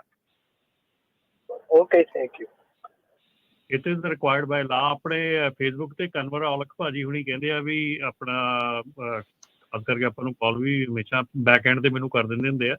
ਉਹ ਕਹਿੰਦੇ ਵੀ ਆਪਣਾ ਜਿਹੜਾ DOT ਹੈਗਾ ਉਹਨਾਂ ਨੂੰ ਰਿਕੁਆਇਰਡ ਕਰਨਾ ਚਾਹੀਦਾ FMCSA ਨੂੰ ਕਿ ਇੱਕ ਜਿਹੜਾ ਨੌਲੇਜ ਪੈਕੇਜ ਆ ਉਹ ਭੇਜਿਆ ਜਾਵੇ। ਭਾਜੀ ਨੌਲੇਜ ਪੈਕੇਜ ਤਾਂ ਬਹੁਤ ਕੰਪਨੀਆਂ ਭੇਜਦੀਆਂ, ਬਹੁਤ ਕੁਝ ਭੇਜਦਾ, ਸਾਡੇ ਤਾਂ ਬੰਦੇ ਪੈਕੇਜ ਖੋਲ ਕੇ ਵੀ ਨਹੀਂ ਦੇਖਦੇ ਉਹਨੂੰ ਮਤਲਬ ਕਿ ਕਦੀ ਉਹਨੂੰ ਦੇਖਦੇ ਤੱਕ ਨਹੀਂ ਗਏ ਵੀ ਉਹਦੇ ਚ ਕੀ ਲਿਖਿਆ, ਕੀ ਪੜਿਆ। ਪ੍ਰੋਬਲਮ ਇਹ ਨਹੀਂ ਕਿ ਨੌਲੇਜ ਸਾਰੀ ਅਵੇਲੇਬਲ ਆ ਗੂਗਲ ਤੇ ਨੈਟ ਤੇ, ਹਰ ਚੀਜ਼ ਅਵੇਲੇਬਲ ਹੈ। ਜੇ ਤੁਸੀਂ ਮਾੜੀ ਜਿਹੀ ਰਿਸਰਚ ਕਰਕੇ ਪੜ੍ਹਨਾ ਸ਼ੁਰੂ ਕਰੋ ਨਾ, ਸਭ ਕੁਝ ਅਵੇਲੇਬਲ ਆ, YouTube ਕਿੰਨਾ ਕੁਝ ਅਵੇਲੇਬਲ ਆ। ਪਰ ਜਦੋਂ ਤੁਸੀਂ ਉਹ ਕਰਨਾ ਹੀ ਨਹੀਂ, ਧਾਰਿਆ ਵੀ ਮੈਂ ਸਿੱਖਣਾ ਹੀ ਨਹੀਂਗਾ, ਉਹ ਰੌਲਾ ਤੇ ਸਾਰਾ ਉੱਥੇ ਆ ਵੀ ਮੇਰੀ ਸੋਚ ਹੀ ਉਹ ਆ ਵੀ ਮੈਂ ਸਿੱਖਣਾ ਨਹੀਂਗਾ। ਆਪਾਂ ਪ੍ਰੋਵਾਈਡ ਜੋ ਮਰਜ਼ੀ ਕਰ ਦਈਏ। ਆਪਾਂ ਆਪਣੇ ਟਰੱਕ ਸ਼ੋਅ ਦੇ ਉੱਤੇ ਆਪਾਂ ਕਿੰਨੀ ਵਾਰੀ ਆਪਾਂ FMCSA ਨੂੰ, ਹੁਣ ਹਰਜੋਤ ਭਾਜੀ ਹੋਣੀ, ਰਾਜਕਿਰਨ ਹੋਣੀ ਇਸ ਚੀਜ਼ ਤੇ ਗਵਾਹ ਆ ਕਿ ਆਪਣੇ ਸੈਕਰਾਮੈਂਟੋ DOT FMCSA ਵਾਲੇ ਡੇਰਾ ਲਾ ਕੇ ਬੈਠੇ ਰਹੇ 2 ਦਿਨ ਉੱਥੇ। ਉਹਨਾਂ ਦੇ ਕੋਲ ਹੀ ਨਹੀਂ ਜਾ ਕੇ ਰਾਜੀ ਕੋਈ ਹੈਗਾ, ਉਹਨਾਂ ਦਾ ਕੋਈ ਸੁਣ ਕੇ ਹੀ ਨਹੀਂ ਰਾਜੀ ਹੈਗਾ, ਔਰ ਫਿਰ ਬਾਹਰ ਆਣ ਕੇ ਗੱਲਾਂ ਕਰਦੇ ਆ ਵੀ DOT ਆ ਕਰਦੀ ਆ। ਮਤਲਬ ਆਪਾਂ ਕਿੰਨਾ ਘੋਲ, ਇਹ ਤਾਂ ਉਹ ਗੱਲ ਆ ਵੀ ਘੋਲ ਕੇ ਸਿਰ 'ਚ ਪਾਉਣ ਵਾਲੀ ਗੱਲ ਆ, ਉਹ ਚੀਜ਼ ਆ। ਵੈਸੇ ਇਹ ਤਾਂ ਹੈਗਾ ਵੀ ਨੌਲੇਜ ਬਹੁਤ ਹੈ ਜੀ, ਪਰ ਜੇ ਨੌਲੇਜ ਤੋਂ ਨਾ ਪੜ੍ਹਨਾ ਨਾ ਦੇਖਣਾ। ਮੈਂ ਜਾਣਦਾ ਜੀ, ਉਰੇ ਮੈਂ 4-5 ਸਕੂਲਾਂ 'ਚ ਗਿਆ ਲਾਇਸੈਂਸ ਲੈਣ ਲੱਗੇ, but I don't think so ਵੀ ਉਹਦੇ ਆਏ ਵੀ ਆ ਜਾ ਤੂੰ ਲਾਇਸੈਂਸ ਲੈ ਵੀ ਚੱਲ ਤੂੰ ਆ ਬੈਕਲ ਆ ਕਰੋ ਕਰ ਨਾ। ਉਹਨਾਂ ਨੂੰ ਇਹ ਪਤਾ, ਦੇ do not teach you anything, ਕੁਛ ਨਹੀਂ ਪੜ੍ਹਾਉਂਦੇ, ਲੌਗ ਬੁੱਕ ਨਹੀਂ ਕਰਾਉਂਦੇ। ਹਾਲਾਂਕਿ ਕੈਲੀਫੋਰਨੀਆ 'ਚ ਲੌਗ ਬੁੱਕ ਮੈਂਡੇਟਰੀ ਆ ਹੁਣ, ਪਰ ਸਾਡੇ ਟਰੱਕਾਂ 'ਚ ਲੌਗ ਬੁੱਕ ਨਹੀਂ ਲੱਗੀ ਹੋਈ, ਤੇ ਬੰਦੇ ਨੇ ਕੀ ਸਿੱਖਣਾ ਜੀ? ਨਾ ਉਹਨਾਂ ਨੂੰ ਪਤਾ ਵੀ ਤੁਸੀਂ ਕੀ ਕਰਨਾ ਕੀ ਨਹੀਂ ਕਰਨਾ, ਉਹਨਾਂ ਨੂੰ ਇਹ ਵੀ ਨਹੀਂ ਪਤਾ। ਨਾ ਉਹਨਾਂ ਥਿਓਰੇਟਿਕਲੀ ਕੁਛ ਨਹੀਂ ਪਤਾ, ਹਿਊਮਨ ਟ੍ਰੈਫਿਕਿੰਗ ਤੋਂ ਬਾਰੇ ਕੁਛ ਨਹੀਂ ਪਤਾ ਉਹਨਾਂ ਨੂੰ, ਨਾ ਕੋਈ ਦੱਸਦਾ ਜੀ ਉਹਨਾਂ ਨੂੰ। ਦੇ ਡੋਂਟ ਟੈਲ ਯੂ ਐਨੀਥਿੰਗ, ਇਹ ਫੈਕਟ ਆ। ਮੈਂ ਉਹ ਤੋਂ ਬਾਅਦ ਮੈਂ ਸਵਿਫਟ ਵਾਲੇ ਦੇ ਗਿਆ, ਉਹਨਾਂ ਨੇ ਪਹਿਲਾਂ ਕਲਾਸ ਲਈ, ਕਹਿੰਦੇ ਵੀ ਤੁਹਾਡੇ 4 ਦਿਨ ਕਲਾਸ ਲੱਗਣੀ, ਕਲਾਸ ਲੱਗੀ, ਉੱਥੇ ਤੁਹਾਨੂੰ ਦੱਸਿਆ ਗਿਆ। ਉੱਥੇ ਪਤਾ ਲੱਗਦਾ ਵੀ ਕਿੰਨਾ ਡਿਫਰੈਂਸ ਆ ਸਾਡੇ ਸਕੂਲ ਦੇ ਵਿੱਚ ਤੇ ਜਿਹੜੇ ਬਾਹਰਲੇ ਅਮਰੀਕਨ ਸਕੂਲਾਂ ਦੇ ਵਿੱਚ ਹੈ ਜੀ।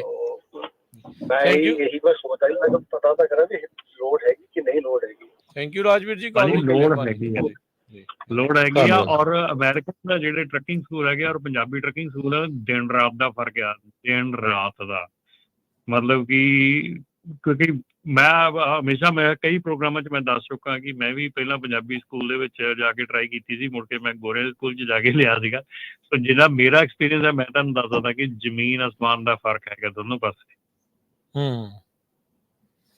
ਜੀ ਲੌਗ ਬੁੱਕ ਦਾ ਛੱਡੋ ਜੀ, ਲੌਗ ਬੁੱਕ ਨੂੰ ਤਾਂ ਨਾ ਤਾਂ ਆਪਣਾ ਸਕੂਲ ਹੀ ਕੋਈ ਸਿਖਾ ਰਿਹਾ ਲੌਗ ਬੁੱਕ ਨੂੰ, ਤੇ ਕੋਈ ਹੋਊਗਾ 90% ਜਿਹੜੇ ਸਕੂਲ ਹੈਗੇ ਆ ਉਹ ਤਾਂ ਉਹਨਾਂ ਦੇ ਵਿੱਚ ਤਾਂ ਪੂਰੀ ਨੌਲੇਜ ਹੀ ਨਹੀਂ ਦਿੱਤੀ ਜਾਂਦੀ। ਤੇ ਫਿਰ ਉਸ ਤੋਂ ਬਾਅਦ ਜਿਹੜੀਆਂ ਟਰੱਕਿੰਗ ਕੰਪਨੀਆਂ ਹੈਗੀਆਂ, ਪਿਛਲੇ ਵੀਕ ਰਾਜਕਿਰਨ ਕਾਲ ਆਈ, ਉਹ ਟਰੱਕਿੰਗ ਮੁੰਡੇ ਦੀ ਕਾਲ ਆਈ ਵੀ ਪੇ ਨਹੀਂ ਕਰ ਰਹੇ, ਤੇ ਕਹਿੰਦਾ ਵੀ ਉਹ ਮੈਨੂੰ ਫੋਰਸ ਕਰਦੇ ਆ ਵੀ ਟਰੱਕ ਤੇਰਾ ਨਵਾਂ ਆਇਆ ਵੀ ਇਹ 'ਚ ਲੌਗ ਬੁੱਕ ਨਹੀਂ ਹੈਗੀ। ਕਹਿੰਦਾ ਮੈਨੂੰ ਗਲਤੀ ਦੇ ਨਾਲ ਉਹ ਮੈਂ ਟਰੱਕ 'ਚ ਲੱਭਦੇ ਮੈਨੂੰ ਪੁਰਾਣੀਆਂ, ਕਹਿੰਦਾ ਜਦੋਂ ਦਾ ਟਰੱਕ ਲਿਆ 2023 ਸਤੰਬਰ ਦਾ, ਉਦੋਂ ਦਾ ਪੇਪਰ ਲੌਗ ਬੁੱਕ ਤੇ ਹੀ ਚਲਾਈ ਜਾਂਦੇ ਆ ਵੀ ਸਾਡੀਆਂ ਆਰਡਰ ਕੀਤੀਆਂ। ਕਹਿੰਦਾ ਡਰਾਈਵਰ ਨੂੰ ਉਦਾਂ ਹੀ ਧੱਕੀ ਜਾਂਦੇ ਆ ਵੀ। ਉਹ ਪਹਿਲੀ ਗੱਲ ਤਾਂ ਡਰਾਈਵਰ ਵੀ ਉਦਾਂ ਵੀ ਭਾਈ ਤੁਸੀਂ ਬਿਨਾਂ ਲੌਗ ਬੁੱਕ ਤੋਂ ਲੈ ਕੇ ਕਿਉਂ ਜਾਂਦੇ ਹੋ? ਉਹਨੂੰ ਕਹੋ ਭਾਈ ਸਤਿ ਸ਼੍ਰੀ ਅਕਾਲ, ਆਪਣੀ ਉੱਤੇ ਚਾਬੀ ਆ ਪਿਆ ਤੱਕ ਮੈਂ ਨਹੀਂ ਜਾਣਾ, ਠੀਕ ਹੈ। ਆਪਾਂ ਨੂੰ ਰਜੇਸ਼ ਕੁਮਾਰ ਪੁੱਛਦੇ ਆ ਵੀ still some company doing owner operator, what about AV5 full enforce 'ਚ ਹੈਗਾ ਜੀ ਇਸ ਵੇਲੇ। ਸੋ ਆਈ ਡੋਂਟ ਥਿੰਕ ਸੋ ਕਿ ਜੇ ਕੋਈ ਵੀ ਕੰਪਨੀ ਜਿਹੜੀ ਆ ਉਹ ਜਿਹੜੀ ਇਸ ਕੰਮ ਦੇ ਵਿੱਚ ਹੈਗੀ ਆ, ਆਈ ਡੋਂਟ ਨੋ ਕਿੰਨਾ ਕੁ ਚਿਰ ਲੱਗੂਗਾ EDD ਨੂੰ ਪਹੁੰਚਣ ਨੂੰ, ਪਰ AV5 ਜਿਹੜਾ ਫੁੱਲ ਇਨਫੋਰਸਮੈਂਟ 'ਚ ਹੈਗਾ ਇਸ ਵੇਲੇ। ਜੀ ਬਿਲਕੁਲ। ਸੋ ਇਹ ਸਾਰਾ ਕੁਛ ਇਹ ਚੱਲ ਰਿਹਾ ਹੈ ਜੀ, ਤੇ ਸੋ ਜਰਾ ਜ਼ਰੂਰ ਦੇਖੋ। ਤੇ ਥੈਂਕ ਯੂ ਕਾਲ ਦੇ ਲਈ ਇਹਨਾਂ ਦੀ ਵੀ, ਤੇ ਬਾਕੀ ਜੇ ਤੁਹਾਡੀ ਵੀ ਕੋਈ ਕਾਲ ਆ ਤਾਂ ਕਾਲ ਜਿਹੜਾ ਤੁਸੀਂ ਕਰ ਸਕਦੇ। ਦੇਖੋ ਜਿਹੜੇ ਠੀਕ ਚਲਾਉਂਦੇ ਆ ਉਹ ਨਾ ਗੁੱਸਾ ਕਰਨ, ਜਿਹੜੇ ਠੀਕ ਸਿਖਾਉਂਦੇ ਆ ਉਹ ਨਾ ਗੁੱਸਾ ਕਰਨ। ਬਾਕੀ ਆ ਵੀ ਭਾਈ ਇਵੈਂਚੁਅਲੀ ਬੰਦਾ ਇਹੋ ਜਿਹੀਆਂ ਚੀਜ਼ਾਂ 'ਚ ਫੜ ਹੋ ਜਾਂਦਾ, ਫਸ ਹੋ ਜਾਂਦਾ ਆ।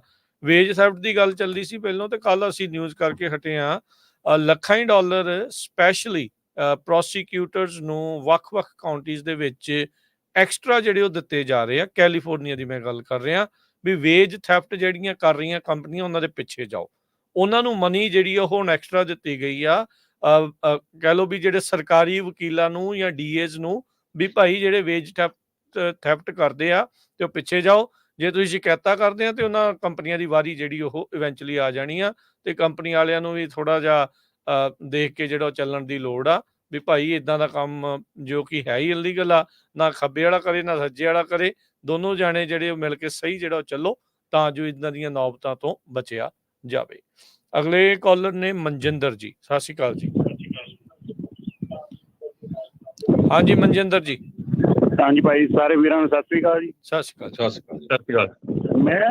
ਮੈਂ ਕਾਫੀ ਦੇਰ ਤੋਂ ਤੁਹਾਡਾ ਪ੍ਰੋਗਰਾਮ ਸੁਣਦਾ। ਇੱਕ ਸੁਜੈਸ਼ਨ ਜਾਂ ਸੋਚਦਾ ਸੀਗਾ ਵੀ ਜ਼ਰੂਰੀ ਆ ਵੀ ਜਿਹੜੇ ਆਪਣੇ ਮੁੰਡੇ ਇੰਡੀਆ ਤੋਂ ਉਹਨਾਂ ਨੇ ਟਰੱਕੇ ਚਲਾਉਣਾ, ਹਲਕੇ ਮੁੰਡੇ ਆ, ਤੁਸੀਂ 2-3 ਸਾਲ ਕਾਲਜ ਲਾ ਕੇ ਕੋਈ ਹੋਰ ਟ੍ਰੇਡ ਸਿੱਖ ਲਓ, ਵੈਲਡਿੰਗ ਸਿੱਖ ਲਓ, ਵਧੀਆ ਸੁਜੈਸ਼ਨ ਆ, ਦੱਸੀਦਾ ਪਰ ਨਹੀਂ ਸੁਣਦੇ ਨਹੀਂ ਭਾਜੀ। ਅਸੀਂ ਤਾਂ ਰੌਲਾ ਮਾਰੇ ਮਿਲਟਰੀ ਜੁਆਇਨ ਕਰ ਲਓ, ਨਾਲੇ ਉੱਥੇ ਪੜ੍ਹਾਈ ਫ੍ਰੀ ਆ, ਸਾਰਾ ਕੁਝ ਆ।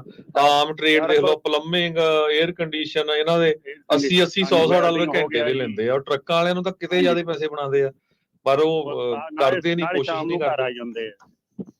ਸ਼ਾਮ ਨੂੰ ਕਰ ਬਾਕੀ ਇਹ ਜੀ ਆਪਣੇ ਬੰਦਿਆਂ ਨੇ ਇੱਧਰ ਦਿਖਾਇਆ ਹੋਇਆ ਵੀ ਟਰੱਕ ਉਧਰ ਇੰਡੀਆ ਦੇ ਵਿੱਚ ਰੀਦਾ ਵੀ ਉਹ ਸਾਡਾ ਭਾਜੀ ਟਰੱਕ ਚਾਹੁੰਦਾ ਇੰਨੇ ਬਣਾਏ, ਉਹ ਇੰਨਾ ਕਰ ਲਿਆ, ਪਰ ਇੱਥੇ ਆ ਕੇ ਪਤਾ ਲੱਗਦਾ ਜੀ ਇਹਨੇ ਈਜ਼ੀ ਜੌਬ ਨਹੀਂ ਹੈ ਜੀ, ਇਹ ਬੜੀ ਔਖੀ ਹੈ ਜੀ।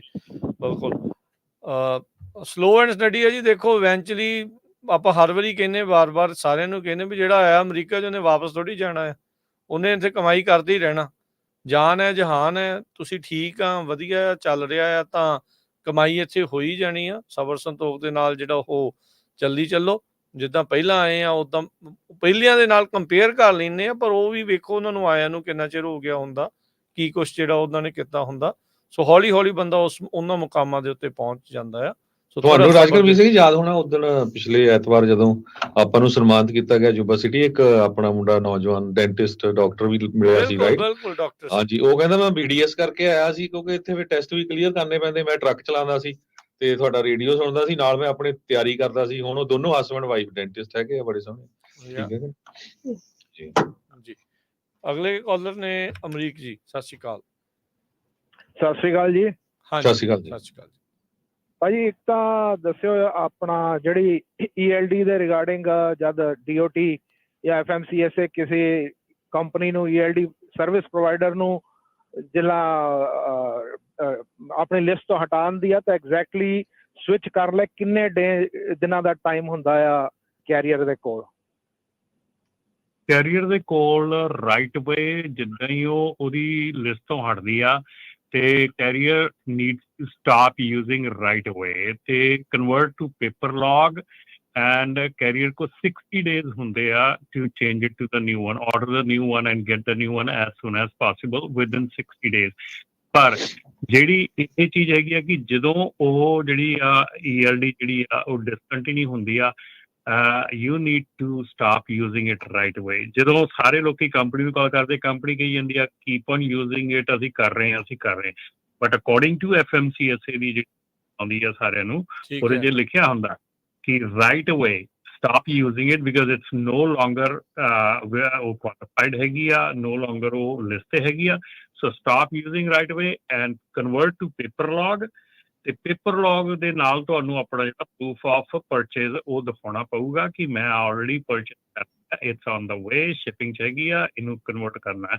ਸੋ that is what it is. So ਜਦੋਂ ਤੁਸੀਂ ਪੇਪਰ ਲੌਗ ਤੇ ਤੁਸੀਂ ਕਨਵਰਟ ਕਰਨਾ ਆ, ਜੇ ਮੰਨ ਲਓ ਤੁਸੀਂ ਕੋਈ ELD ਯੂਜ਼ ਕਰ ਰਹੇ ਆ ਜਿਹੜੀ ELD ਡਿਸਕੰਟੀਨਿਊ ਹੋ ਗਈ ਆ, ਉਹ ਤੁਸੀਂ ਪੇਪਰ ਲੌਗ ਦੇ ਪਿਛਲੇ 7 ਦਿਨਾਂ ਦਾ ਕੰਸਟਰਕਟ ਕਰਨਾ ਕਿ ਤੁਸੀਂ ਪਿਛਲੇ 7 ਡੇਜ਼ 'ਚ ਕੀ ਕੀਤਾ ਹੈਗਾ, ਉਹ ਤੁਹਾਡਾ ਜ਼ਰੂਰੀ ਹੈਗਾ ਪੇਪਰ ਲੌਗ ਤੇ ਰਹਿਣਾ ਨਾ। ਠੀਕ ਹੈ ਜੀ। ਹਾਂਜੀ, ਇੱਕ ਹੋਰ ਗੱਲ ਆ ਭਾਜੀ ਇਹਦੇ ਵਿੱਚ ਜੀ। ਹਾਂਜੀ, ਜਿਹੜਾ ELD ਸਰਵਿਸ ਪ੍ਰੋਵਾਈਡਰ ਆ, ਤੁਸੀਂ ਪੇਪਰ ਲੌਗ ਤੇ ਸਵਿਚ ਕਰ ਲਿਆ, ਤੁਸੀਂ ਸਭ ਕੁਝ ਰਨ ਕਰ ਰਹੇ ਆ।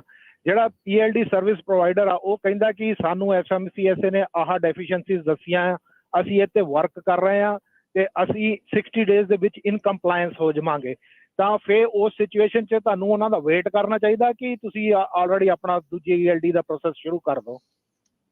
ਤੁਹਾਨੂੰ ਦੂਜੀ ELD ਦਾ ਪ੍ਰੋਸੈਸ ਸ਼ੁਰੂ ਕਰਨਾ ਪੈਣਾ ਹੈ because you can not stay on that ELD according to FMCSA you need to pull off from that ELD as soon as ਉਹ ਕਰਦੇ ਆ ਕਿ ਇਹ ELD ਨੋ ਲੋਂਗਰ ਕੁਆਲੀਫਾਈਡ ਹੈਗੀ ਆ। ਸੋ ਯੈਸ ਉਹਨਾਂ ਦੇ 2 ਮਹੀਨੇ ਲੱਗਣਗੇ, ਉਹਨਾਂ ਦਾ ਮਹੀਨਾ ਲੱਗੂਗਾ, ਕੀ ਕਰਨ ਨੂੰ ਲੱਗੂਗਾ, that is there problem but ਦੇ the trucker needs to stop using it because ਉਹ ਜਿਹੜੀ ELD ਆ ਮੰਨ ਲਓ ਤੁਸੀਂ ਹੁਣ ਉਹ ਕਹਿ ਰਹੇ ਜੀ ਅਸੀਂ 60 days ਦੇ ਵਿੱਚ ਡੈਫੀਸ਼ੀਐਂਸੀਜ਼ ਪੂਰੀ ਕਰ ਲੈਣੀਆਂ। ਤੁਸੀਂ ਅਗਲੇ ਗੇੜੇ ਗਏ, ਤੁਹਾਨੂੰ ਉੱਥੇ ਰਸਤੇ 'ਚ ਰੋਕ ਲਿਆ ਸੀ ਉਹਨੇ ਰੋਡ ਸਾਈਡ ਤੇ ਜਾਂ ਸਕੇਲ ਤੇ, ਉਹਨਾਂ ਨੇ ਤੁਹਾਡਾ ਉਹ ਮੰਗਿਆ ਜਦੋਂ ELD ਉਹ ਕਹਿੰਦੇ ਡਿਸਕੁਆਲੀਫਾਈਡ ਆ, ਤੁਹਾਨੂੰ ਟਿਕਟ ਮਿਲਣੀ ਹੈ, then what you going to do? That is what exactly what I'm saying. ਠੀਕ ਹੈ। ਤੇ ਇੱਕ ਹੋਰ ਚੀਜ਼ ਹੈ ਭਾਜੀ, ਆਪਣਾ ਜਿਹੜਾ ਜਿੱਦਾਂ ਬਿਟ ਇਨਸਪੈਕਸ਼ਨ ਵਾਲੇ ਆਉਂਦੇ ਆ ਜਾਂ FMCSA ਦੇ ਲਈ ਉਹ ਇਨਸਪੈਕਸ਼ਨ ਕਰਦੇ ਆ, ਤੇ ਮੇਰੀ ਕੰਪਨੀ ਦੀ ਇਨਸਪੈਕਸ਼ਨ ਹੋਈ ਲਾਸਟ ਈਅਰ, ਕੰਪਨੀ ਪਾਸ ਹੋ ਗਈ, ਐਵਰੀਥਿੰਗ ਵਾਸ ਗੁੱਡ। ਹੁਣ ਮੈਨੂੰ ਦੁਬਾਰਾ ਕਾਲ ਆਈ ਸੇਮ ਇਨਸਪੈਕਟਰ ਦੀ ਕਿ ਤੇਰੀ ਫੇਰ ਦੁਬਾਰਾ ਇਨਸਪੈਕਸ਼ਨ ਹੈਗੀ ਆ। ਮੈਂ ਕਿਹਾ ਪਿਛਲੇ ਸਾਲ ਤਾਂ ਤੁਸੀਂ ਇਨਸਪੈਕਸ਼ਨ ਕੀਤੀ ਸੀਗੀ। ਕਹਿੰਦਾ ਇਟਸ ਓਵਰ 12 months, 13 ਮਹੀਨੇ ਹੋ ਗਏ ਆ। ਤੇ ਇਹ ਇਨਸਪੈਕਟਰ ਹੈਗਾ ਸੈਕਰਾਮੈਂਟੋ ਏਰੀਆ ਦੇ ਵਿੱਚ ਹੈਗਾ। ਇਹਦੀ ਹੋਰ ਵੀ ਲੋਕਾਂ ਨੇ ਕਾਫੀ ਫੀਡਬੈਕ ਦਿੱਤੀ ਹੈ, ਕੰਪਲੇਂਟ ਦਿੱਤੀ ਆ ਕਿ ਇਹ ਗਲਤ ਕੰਮ ਕਰਦਾ ਹੈ। ਹੀ ਟਾਰਗੇਟਸ ਐਂਡ ਬ੍ਰਾਈਬ ਵਾਲਾ ਚੱਕਰ ਹੈ ਇਹਦਾ 100%। ਕਿਉਂਕਿ ਮੈਂ ਆਪਣੇ ਹੋਰ ਫਰੈਂਡਸ ਦੇ ਨਾਲ ਵੀ ਗੱਲ ਕੀਤੀ ਆ ਤੇ ਉਹਨਾਂ ਨੇ ਇਹਦੀ ਕੰਪਲੇਂਟ ਵੀ ਕੀਤੀ ਹੈ। ਤੇ ਕੀ FMCSA ਇੰਨੀ ਛੇਤੀ ਵਿਦਿਨ ਆਫਟਰ 12 ਮਹੀਨੇ ਸਾਰੀ ਕੰਪਨੀਆਂ ਨੂੰ ਦੁਬਾਰਾ ਇਦਾਂ ਇੰਸਪੈਕਟ ਕਰਦਾ ਜਾਂ ਕੋਈ ਸਟੈਂਡਰਡ ਹੈ ਜਾਂ ਰੈਂਡਮਲੀ ਕਿਸੇ ਨੂੰ ਟਾਰਗੇਟ ਕੀਤਾ ਜਾਂਦਾ ਹੈ? ਕਿਹੜੀ ਇਨਸਪੈਕਸ਼ਨ ਹੋਈ ਹੈ ਜੀ? ਬਿਟ ਇਨਸਪੈਕਸ਼ਨ ਭਾਜੀ ਆਪਣਾ ਲਾਸਟ ਈਅਰ ਹੋਈ ਆ, ਜਿੱਦਾਂ FMCSA ਦੇ ਲਈ ਬਿਟ ਇਨਸਪੈਕਸ਼ਨ ਭਾਜੀ, bit inspection does not it's not done by FMCSA, it's done by CHP। ਹਾਂਜੀ, CHP ਵਾਲੇ ਨੇ ਇਨਸਪੈਕਸ਼ਨ ਕੀਤੀ ਹੈ। ਮੇਰਾ ਕਹਿਣ ਦਾ ਮਤਲਬ ਆ ਕਿ CHP ਦਾ ਲੋਕ FMCSA ਦਾ ਨਾਂ ਲੈ ਰਹੇ ਨਾ, FMCSA ਦੇ ਅਧਿਕਾਰ ਖੇਤਰ 'ਚ ਨਹੀਂ ਹੈਗੀ। ਬਿਟ ਇਨਸਪੈਕਸ਼ਨ ਜਿਹੜੀ ਆ ਕੈਲੀਫੋਰਨੀਆ ਦੀ CHP ਕਰਦੀ ਆ ਆਪਣੀ ਸਟੇਟ ਦੇ ਲਈ। ਸੋ ਜਿਹੜੀ CHP ਹੈਗੀ ਆ, ਤੁਸੀਂ CHP ਦੇ ਨਾਲ ਕੰਪਲੇਂਟ ਫਾਈਲ ਕਰ ਸਕਦੇ ਆ, ਉਹਨਾਂ ਦਾ ਜਾ ਕੇ ਚੈੱਕ ਕਰ ਸਕਦੇ, ਉਹਨਾਂ ਨੂੰ ਦੇਖ ਸਕਦੇ ਆ। ਯੂਜ਼ਲੀ ਜਿਹੜੀ ਇਨਸਪੈਕਸ਼ਨ ਹੁੰਦੀ ਆ ਉਹ ਕੋਈ ਨਾ ਕੋਈ ਮੇਜਰ ਇਵੈਂਟ ਹੋ ਜਾਵੇ, ਕੋਈ ਨਾ ਕੋਈ ਪ੍ਰੋਬਲਮ ਹੋਵੇ, ਕੋਈ ਨਾ ਕੋਈ ਤੁਹਾਡੀ ਰੋਡ ਸਾਈਡ ਇਨਸਪੈਕਸ਼ਨ ਦੇ ਵਿੱਚ ਇਸ਼ੂ ਖੜੇ ਹੋਏ ਹੋਣ, ਮਤਲਬ ਕਿਤੇ ਨਾ ਕਿਤੇ ਉਹ ਜਿਹੜਾ ਟ੍ਰਿਗਰ ਹੁੰਦੀ ਆ। ਤੇ ਨਾਟ ਕਿ ਜਸਟ ਕਿਸੇ ਦੀ ਆਪਣੀ ਮਰਜ਼ੀ ਦੇ ਨਾਲ 12 ਮਹੀਨੇ ਬਾਅਦ 13 ਮਹੀਨੇ ਬਾਅਦ ਬਿਟ ਇਨਸਪੈਕਸ਼ਨ ਆ ਜਾਂਦੀ ਆ।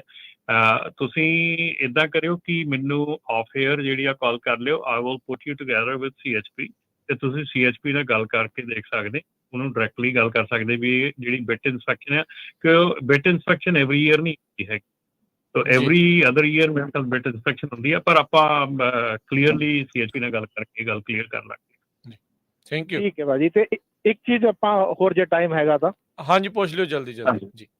ਅੱਛਾ ਭਾਜੀ, ਜਿਹੜਾ ਆਪਣਾ ਸਿਸਟਮ ਦੇ ਵਿੱਚ ਡੈਫੀਸ਼ੀਐਂਸੀ ਹੈ ਉਹਦੇ ਵਿੱਚ ਇਦਾਂ ਹੈਗਾ ਕਿ ਹੁਣ ਤੁਸੀਂ ਅੱਜ ਕ੍ਰੈਡਿਟ ਚੈੱਕ ਕਰਦੇ ਆ, ਬ੍ਰੋਕਰ ਦਾ ਕ੍ਰੈਡਿਟ ਸਹੀ ਹੈ।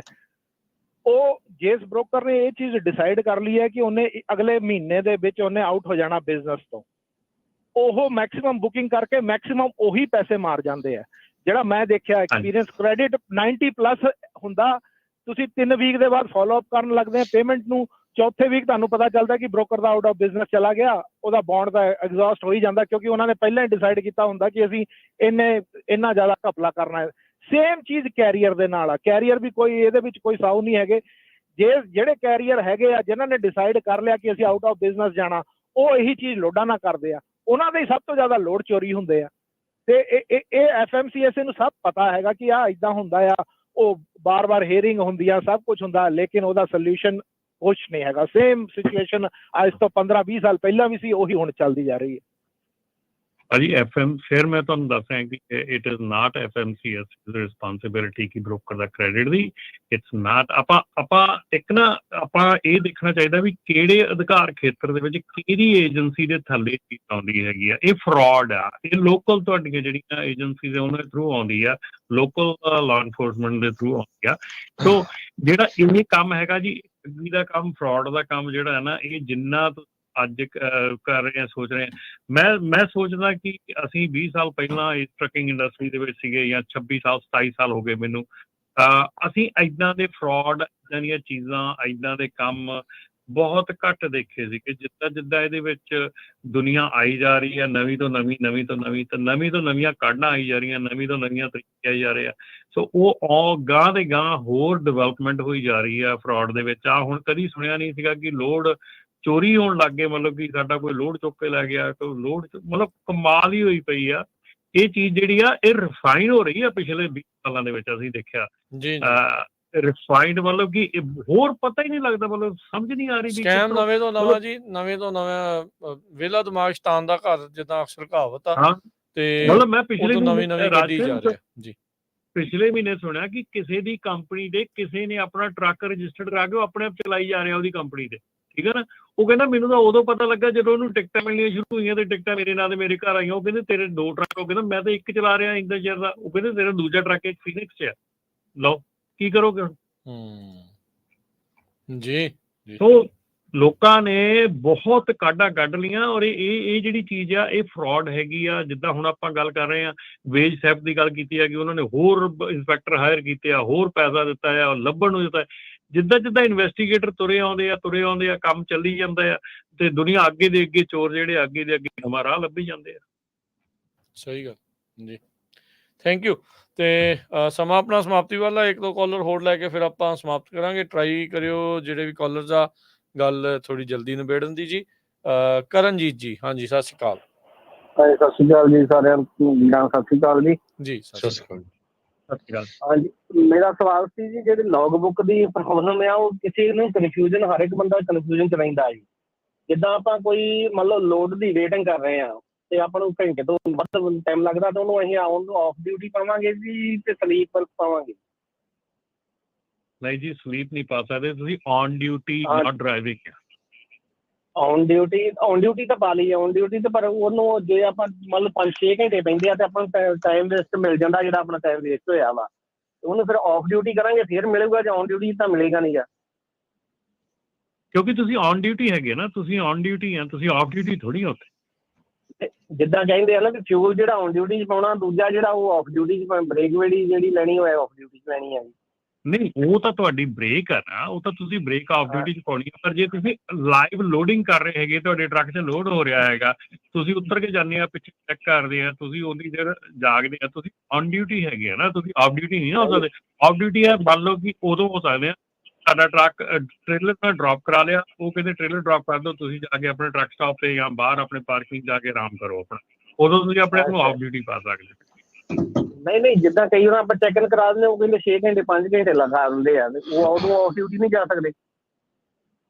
ਨਹੀਂ ਜਾ ਸਕਦੇ ਆਫ ਡਿਊਟੀ, ਇਹ ਨਹੀਂ ਤੁਸੀਂ ਆਫ ਡਿਊਟੀ ਨਹੀਂ ਜਾ ਸਕਦੇ। ਔਨ ਡਿਊਟੀ, ਆਫ ਡਿਊਟੀ ਦਾ ਮਤਲਬ ਇਹ ਆ ਵੀ ਔਨ ਡਿਊਟੀ ਦਾ ਮਤਲਬ ਇਹ ਆ ਕਿ ਜੇ ਤੁਹਾਡੇ ਤੇ ਕੋਈ ਵੀ ਜ਼ਿੰਮੇਵਾਰੀ ਹੈਗੀ ਆ, ਟਰੱਕ ਟਰੇਲਰ ਦੀ, ਲੋਡ ਦੀ, ਕਿਸੇ ਕਿਸਮ ਦੀ ਤੁਹਾਡੇ ਤੇ ਜ਼ਿੰਮੇਵਾਰੀ ਆ, ਤੁਸੀਂ ਜਾਗਦੇ ਪਏ ਆ, ਤੁਸੀਂ ਉੱਥੇ ਡਾਕ ਤੱਕ ਜਾਂਦੇ ਆ, ਤੁਸੀਂ ਕੁਝ ਕਰਦੇ ਆ, ਕੋਈ ਵੀ ਐਕਟੀਵਿਟੀ ਤੁਹਾਡੀ ਜੌਬ ਦੇ ਵਿੱਚ ਸਹਾਈ ਹੋ ਰਹੀ ਹੈ, ਉਹ ਔਨ ਡਿਊਟੀ ਅੱਛਾ ਜੀ। ਕੀ ਜਿਹੜਾ ਲਾਅ ਐਨਫੋਰਸਮੈਂਟ ਦਾ ਰੂਲ ਆ। ਕਈ ਵਾਰ ਏਦਾਂ ਹੁੰਦਾ ਵੀ ਸਾਰੀ ਦਿਹਾੜੀ 14 ਘੰਟੇ ਦੇ ਵਿੱਚ ਡਰਾਈਵ ਟਾਈਮ 4 ਘੰਟੇ ਦਾ ਹੁੰਦਾ, ਬਾਕੀ ਸਾਰੀ ਔਨ ਡਿਊਟੀ 'ਚ ਲੰਘ ਜਾਂਦੀ ਆ ਤੇ ਉਹ ਫਿਰ ਟਾਈਮ ਵੇਸਟ ਹੋ ਜਾਂਦਾ ਸਾਰਾ। ਹਾਂਜੀ ਭਾਜੀ, ਇਹ ਪਾਰਟ ਆਫ ਦਾ ਬਿਜ਼ਨਸ ਹੈਗਾ ਜੀ। This is part of the business. This is how this industry should work. ਸੋ ਇਸੇ ਲਈ ਉਦੋਂ ਡਿਟੈਂਸ਼ਨ ਟਾਈਮ ਤੇ ਇਹ ਉਹ ਬਹੁਤ ਰੌਲਾ ਚੱਲਦਾ ਰਿਹਾ। ਇਹ ਪਾਰਟ ਆਫ ਦਾ ਬਿਜ਼ਨਸ ਹੈਗਾ। This is how this industry ਇਦਾਂ ਕੰਮ ਕਰਨੀ ਚਾਹੀਦੀ ਆ। ਤਦੇ ਹੀ ਫਿਰ ਬ੍ਰੋਕਰ ਨੂੰ ਪਤਾ ਲੱਗਦਾ ਕਿ ਇਹ ਜਿਹੜਾ ਲੋਡ ਹੈ 5 ਦਿਨਾਂ 'ਚ ਹੋਣਾ, ਮੈਂ 5 ਦਿਨਾਂ ਦੇ ਪੈਸੇ ਦੇਵਾਂ ਇਹਨੂੰ। ਜਦੋਂ ਅਸੀਂ ਆਪ ਆਪਣਾ ਚੀਜ਼ ਖਤਮ ਕਰਕੇ ਆਫ ਡਿਊਟੀ ਪਾ ਕੇ ਬਣੂ ਕੇ ਅਸੀਂ ਉਹਨੂੰ ਘੰਟੇ ਫੜਾ ਦਿੰਦੇ, ਅਗਲਾ ਵਰਤ ਲੈਂਦਾ ਸਾਨੂੰ। ਹਾਂਜੀ, ਹੁਣ ਤੁਸੀਂ ਇਹ ਹਿਸਾਬ ਲਾਓ ਵੀ ਜਿਹੜੇ ਕਈ ਵਾਰੀ ਆ, ਮੈਂ ਪਿਛਲੇ ਵੀਕ ਦੀ ਗੱਲ ਆ, ਪਿਛਲੇ ਵੀਕ ਉਸ ਤੋਂ ਪਿਛਲੇ ਵੀਕ ਦੀ ਗੱਲ ਆ, ਕਿਸੇ ਦੀ ਕਾਲ ਆਈ ਸੀਗੀ, ਉਹ ਕਹਿੰਦੇ ਵੀ ਪਲੇਨ ਲੇਟ ਹੋ ਗਿਆ। ਜਿਹੜੇ ਪਾਇਲਟ ਸੀਗੇ ਉਹ ਆਏ, ਆਣ ਕੇ ਉਹਨਾਂ ਨੇ ਆਪਣਾ ਉਹ ਬੈਠੇ ਰਹੇ ਪਲੇਨ ਦੇ ਵਿੱਚ, ਪਲੇਨ ਲੇਟ ਹੋ ਗਿਆ। ਜਦੋਂ ਉਹ ਰਨਵੇ ਤੇ ਪਲੇਨ ਗਿਆ, ਉਹ ਰਨਵੇ ਤੇ ਜਾ ਕੇ ਕਹਿੰਦੇ ਸਾਡੇ ਆਵਰ ਮੁੱਕ ਗਏ। ਉਹਨਾਂ ਨੇ ਵਾਪਸ ਪਲੇਨ ਲਿਆਣ ਕੇ ਫਿਰ ਗੇਟ ਤੇ ਲਾਇਆ, ਆਪ ਉਤਰ ਕੇ ਚਲੇ ਗਏ, ਨਵੇਂ ਪਾਇਲਟ ਲਿਆਣ ਕੇ ਬਣਾਏ। ਉਹ ਇਹ ਚੀਜ਼ ਹੁੰਦੀ ਆ। That is what the law is. ਤੁਹਾਡੇ ਆਵਰਸ ਜੇ ਹਰ ਇੱਕ ਬੰਦਾ ਇਹ ਸਾਰੀ ਚੀਜ਼ ਕਰਨ ਲੱਗ ਜਾਵੇ ਨਾ, ਇਸ ਇੰਡਸਟਰੀ ਦੇ ਵਿੱਚ ਰੇਟ ਉੱਥੇ ਪਹੁੰਚ ਜਾਣ ਜਿੱਥੇ ਤੁਸੀਂ ਕਦੀ ਸੋਚੇ ਵੀ ਨਹੀਂ ਹੋਣੇ। ਇਹ ਅਸੀਂ ਕਰਦੇ ਹੀ ਨਹੀਂ ਗੇ। ਅਸੀਂ ਇਹ ਚੀਜ਼ਾਂ ਜੇ ਸਾਡੇ ਕੋਲ 4 ਘੰਟੇ ਡਰਾਈਵ ਕੀਤਾ, ਸਾਡੇ ਬਾਕੀ ਟਾਈਮ ਔਨ ਡਿਊਟੀ 'ਚ ਨਿਕਲ ਗਏ। That's what it is. That's what the law says. ਜੇ ਸਾਰੇ ਇਹ ਫੋਲੋ ਕਰਨ ਤੇ ਕਿਸੇ ਨੂੰ ਵੀ ਪ੍ਰੋਬਲਮ ਨਾ ਆਵੇ। ਜੀ ਜੀ ਬਿਲਕੁਲ। ਤੇ ਸਮਾਂ ਜਿਹੜਾ ਪ੍ਰੋਗਰਾਮ ਦਾ ਸਮਾਪਤ ਹੈ ਜੀ, ਤੇ ਮਾਫੀ ਚਾਹੁੰਦੇ, ਹੋਰ ਕਾਲਸ ਜਿਹੜੀਆਂ ਉਹ ਆਪਾਂ ਨਹੀਂ ਲੈ ਸਕਾਂਗੇ, ਤੇ ਸਮਾਪਤੀ ਜਿਹੜੀ ਹੁਣ ਕਰਦੇ ਹਾਂ।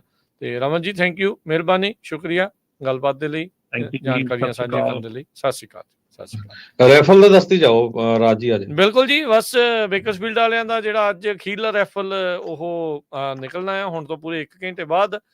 ਸੋ ਜੇ ਅਜੇ ਤੱਕ ਤੁਸੀਂ ਨਾਮ ਨਹੀਂ ਲਿਖਾਇਆ ਤਾਂ ਮੌਕਾ ਹੈਗਾ ਜੋ ਬੇਕਰਸਫੀਲਡ ਤੋਂ ਉਸ ਦੇ ਇਰਦ ਗਿਰਦ ਰਹਿਣ ਵਾਲੇ ਇਲਾਕਿਆਂ ਦੇ ਵਿੱਚ, ਜਿੱਥੇ ਤੁਸੀਂ ਵੀ 1350 AM ਨੂੰ ਸੁਣ ਰਹੇ ਹੋ, 107.5 FM ਨੂੰ ਸੁਣ ਰਹੇ ਹੋ, ਤਾਂ ਤੁਸੀਂ ਜਿਹੜਾ ਜੀ ਕਾਲ ਕਰਕੇ ਆਪਣਾ ਰੈਫਲ ਦੇ ਵਿੱਚ ਨਾਮ ਐਡ ਕਰਵਾ ਸਕਦੇ ਆ। 408 272 5211 ਵਜੇ ਦੇ ਤਕਰੀਬਨ ਰੈਫਲ ਡਰਾ ਜਿਹੜਾ ਆ ਉਹ ਕੱਢਿਆ ਜਾਣਾ ਆ ਬੇਕਰਸਫੀਲਡ ਦਾ। ਤੇ ਇਹ ਜੇਤੂਆਂ ਨੂੰ ਉਹਨਾਂ ਦੇ ਨਾਲ ਰਾਬਤਾ ਕਰਕੇ ਜਿਹੜੇ ਅਸੀਂ ਅੱਜ ਦੱਸਾਂਗੇ, ਜਾਂ ਜਿਹੜੇ ਪਹਿਲਾਂ ਹੋਏ ਆ, ਪਹਿਲੋਂ ਜਿਹੜੇ ਆਲਰੇਡੀ 10 ਜੇਤੂ ਨਿਕਲ ਚੁੱਕੇ ਆ, ਉਹਨਾਂ ਨੂੰ ਆਉਂਦੇ ਐਤਵਾਰ ਨੂੰ 2 ਜੂਨ ਨੂੰ ਜਿਹੜਾ ਨਗਰ ਕੀਰਤਨ ਆ, ਉੱਥੇ ਸੱਦ ਕੇ ਜਿਹੜਾ ਆ ਇਨਾਮ ਜਿਹੜੇ ਦਿੱਤੇ ਜਾਣਗੇ।